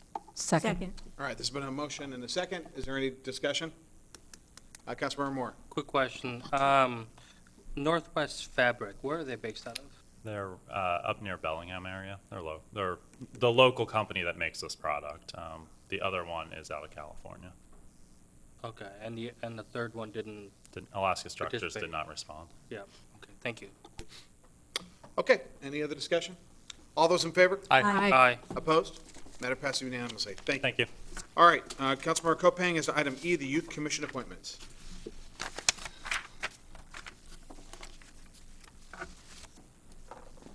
Where did that go? All right. I move to appoint the following people to the Youth Commission. Aiden Bain to fill a voting position expiring August 31st, 2019. Karina Mamaril to fill a voting position expiring August 31st, 2019. And Ainsley Yoshizumi to fill an alternate position expiring August 31st, 2019. Second? All right, there's been a motion and a second. Is there any discussion? All those in favor of these appointments? Aye. Opposed? They are approved. Congratulations, everyone. All right, item F, Steel Lake Management District Advisory Committee appointments. Councilmember Copang. Yes. Mr. Mayor, I move to appoint the following people to the Steel Lake Management District to fill voting positions ending December 31st, 2021. John Pearson, Mark Sabal, Tom Desither, and Margaret Heimer. Second. All right, there's been a motion and a second. Is there any further discussion? All those in favor? Aye. Opposed? All right, those appointments pass unanimously. All right, now moving on to ordinances, first reading. We have Council Bill 731, Wildways Enchanted Parks Amendment to Development Agreement. We actually had the staff report. It was presented during the public hearing. Would the city clerk please read the ordinance title?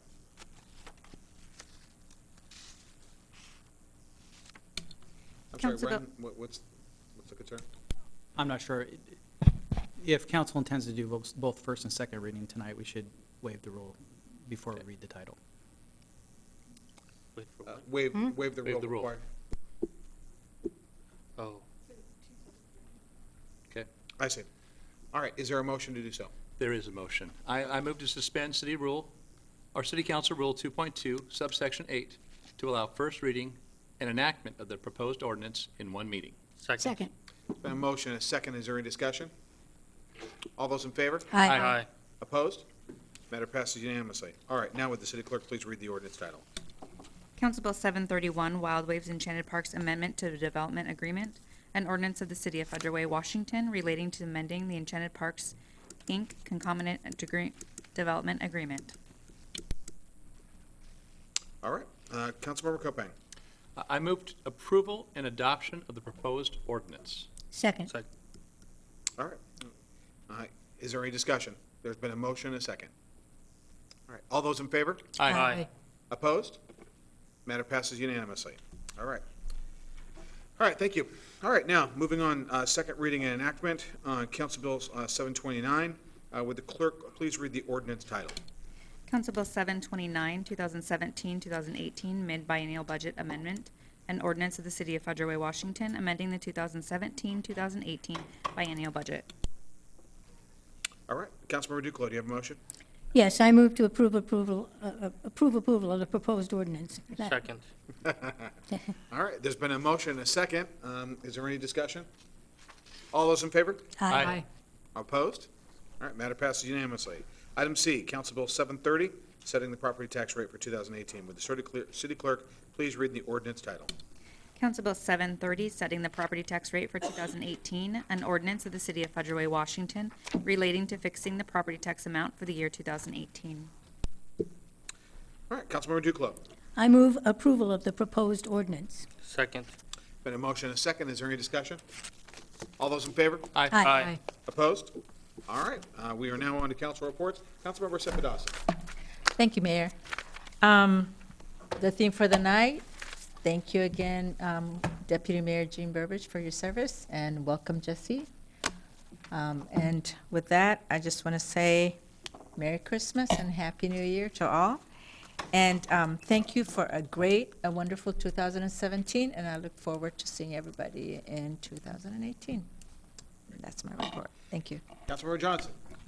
I also want to thank my fellow council members and Mayor Jim.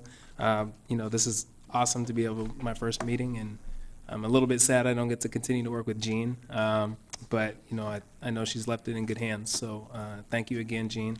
And also happy holidays to my fellow council members and mayor. I'm thankful we don't have a meeting on the 19th. It's my birthday, so I'll see you all in the new year. Well, I share the same problem with you, because mine's on the 15th, and it's a lousy month to have a birthday. All right, Councilmember Honda. Thank you, and I wanted to thank the community center staff and the parks staff for the Santa brunch and the tree lighting. It was a very busy Saturday, and I know staff worked from early in the morning to late at night, and I appreciate what they did. And the Santa brunch was, once again, awesome and fabulous, and we've been going now for 5 years because our little grandson was 5 years old on Saturday, and we went the day he was born, actually, or yeah. Well, he was 5 on Friday, so we did go the day he was born before we went to the hospital to see him. So anyway, it's been 5 years. They do an amazing job, and every year it gets better and better, so thank you for that. And I wanted to give a quick update on the Homeless Women and Children's Initiative. We are continuing to meet, and anyone who's listening to this, what we're looking for is space to have in a shelter. And we're working with Mary's Place out of Seattle, and what they require is a space with 10,000 to 20,000 square feet that they can use for 2 to 3 years and make some modifications for shelter with very low rent, or possibly even with no rent at all. And we've had a really difficult time finding that space, that location here in Federal Way. I know it exists somewhere here in Federal Way, so if you're listening and you know of any space that would possibly work for a shelter for women and children, when we go out tonight, it's really cold. When I came here, my car said it was 31 degrees, so it's probably in the 20s right now. And we have women and children sleeping outside or in their cars tonight. So that's what we're looking for. And at the end of January, we will be holding another get-together here in Chambers for churches and groups who work with the homeless in Federal Way. And it won't be a lunch, it'll be at lunchtime, but it'll be more of just a get-together so that we can update folks on what we've been doing and see if they have anything to offer us. So anyway, thank you very much. All right. Happy holidays. All right, Councilmember Kopang. Councilmember Johnson, welcome once again. So pleased to have you on the dais with us and look forward to working with you for many years. And Deputy Mayor Burbidge, you will be missed. Thank you. Yes, but not for long. We'll call, we'll keep in touch, and I know that you've kept an open door, and I appreciate that very much.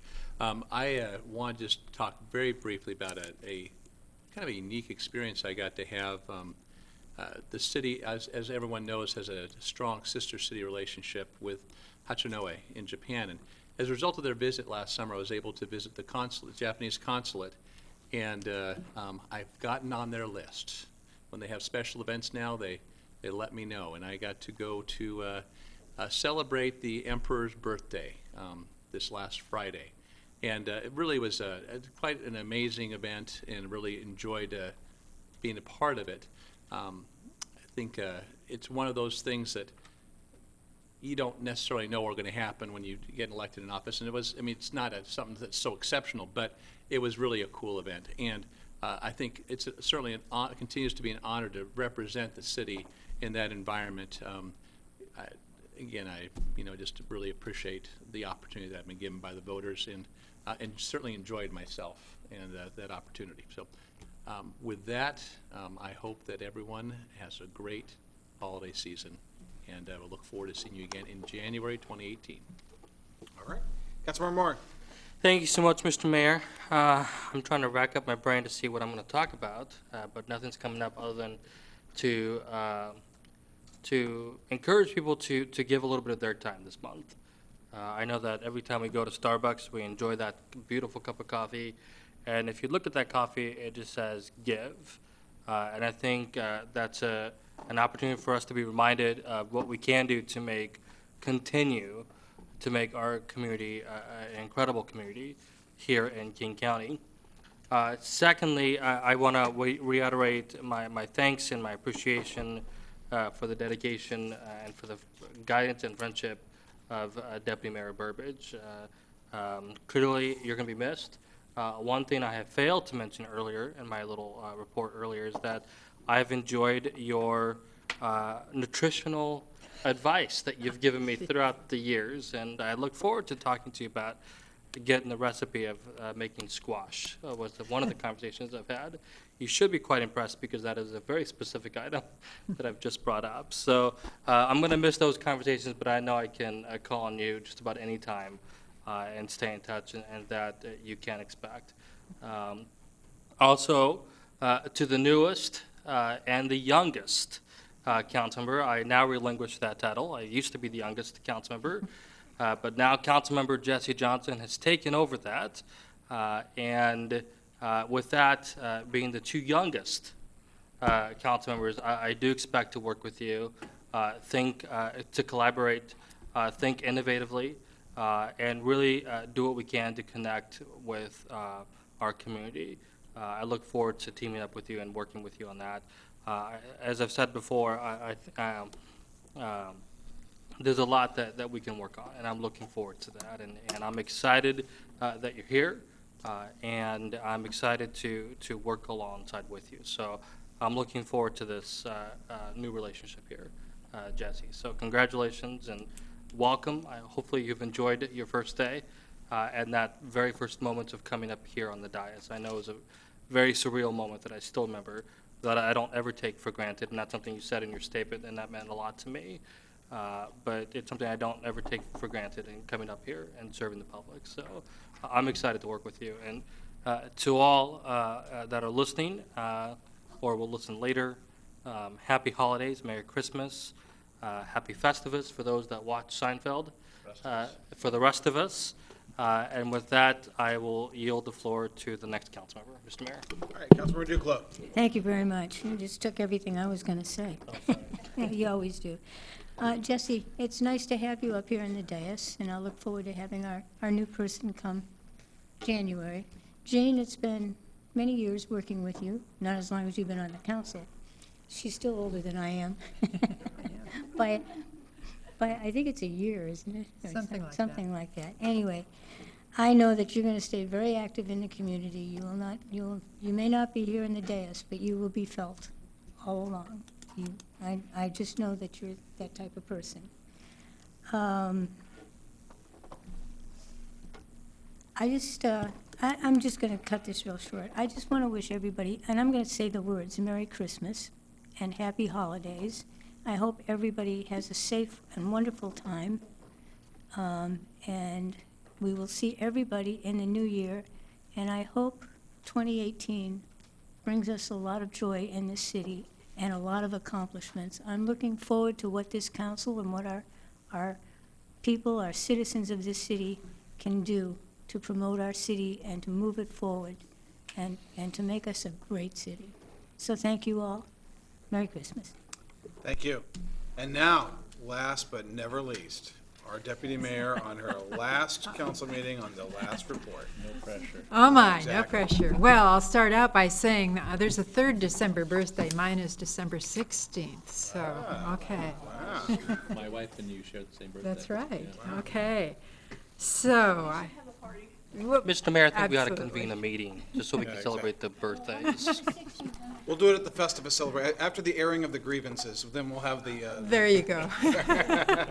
sorry, that's part of the Festivus routine, but anyway, all right. Well, I want to thank you all again for so many kind words and congratulations, and to again state what a pleasure it's been to serve on the council. And to mention a couple of specifics, I do have another meeting to go to, a regional meeting, believe it or not. On December 19th, I'll be attending the monthly meeting of South County Area Transportation Board. They did not cancel the meeting this year. And I want to also commend the staff for the beautiful tree that we look at this evening, our Christmas tree, our holiday tree at Town Square Park, and also, though, for decorating the rest of the downtown. All those lights are so festive. And a belated thank you for all the beautiful flowering baskets in the downtown. Those were tremendous, as they always are. And I'll mention, too, a couple of events coming up this weekend at the Performing Arts and Events Center. We have 2 regional performing groups coming up. The first is Friday evening at 7:30, and that is our Federal Way Youth Symphony, which, you know, it's a youth symphony, but they play professionally. They are so great. So I encourage you to take that in. That's Friday night at 7:30 at the PAC. And then Saturday evening at the PAC at 7:30 is our wonderful Federal Way Chorale with their O Emmanuel concert. So those should be terrific. So again, thank you so much, and it's been a true honor and a privilege serving this wonderful city. It's been a real joy. So Merry Christmas, Happy Holidays. Thank you. With that, we are adjourned.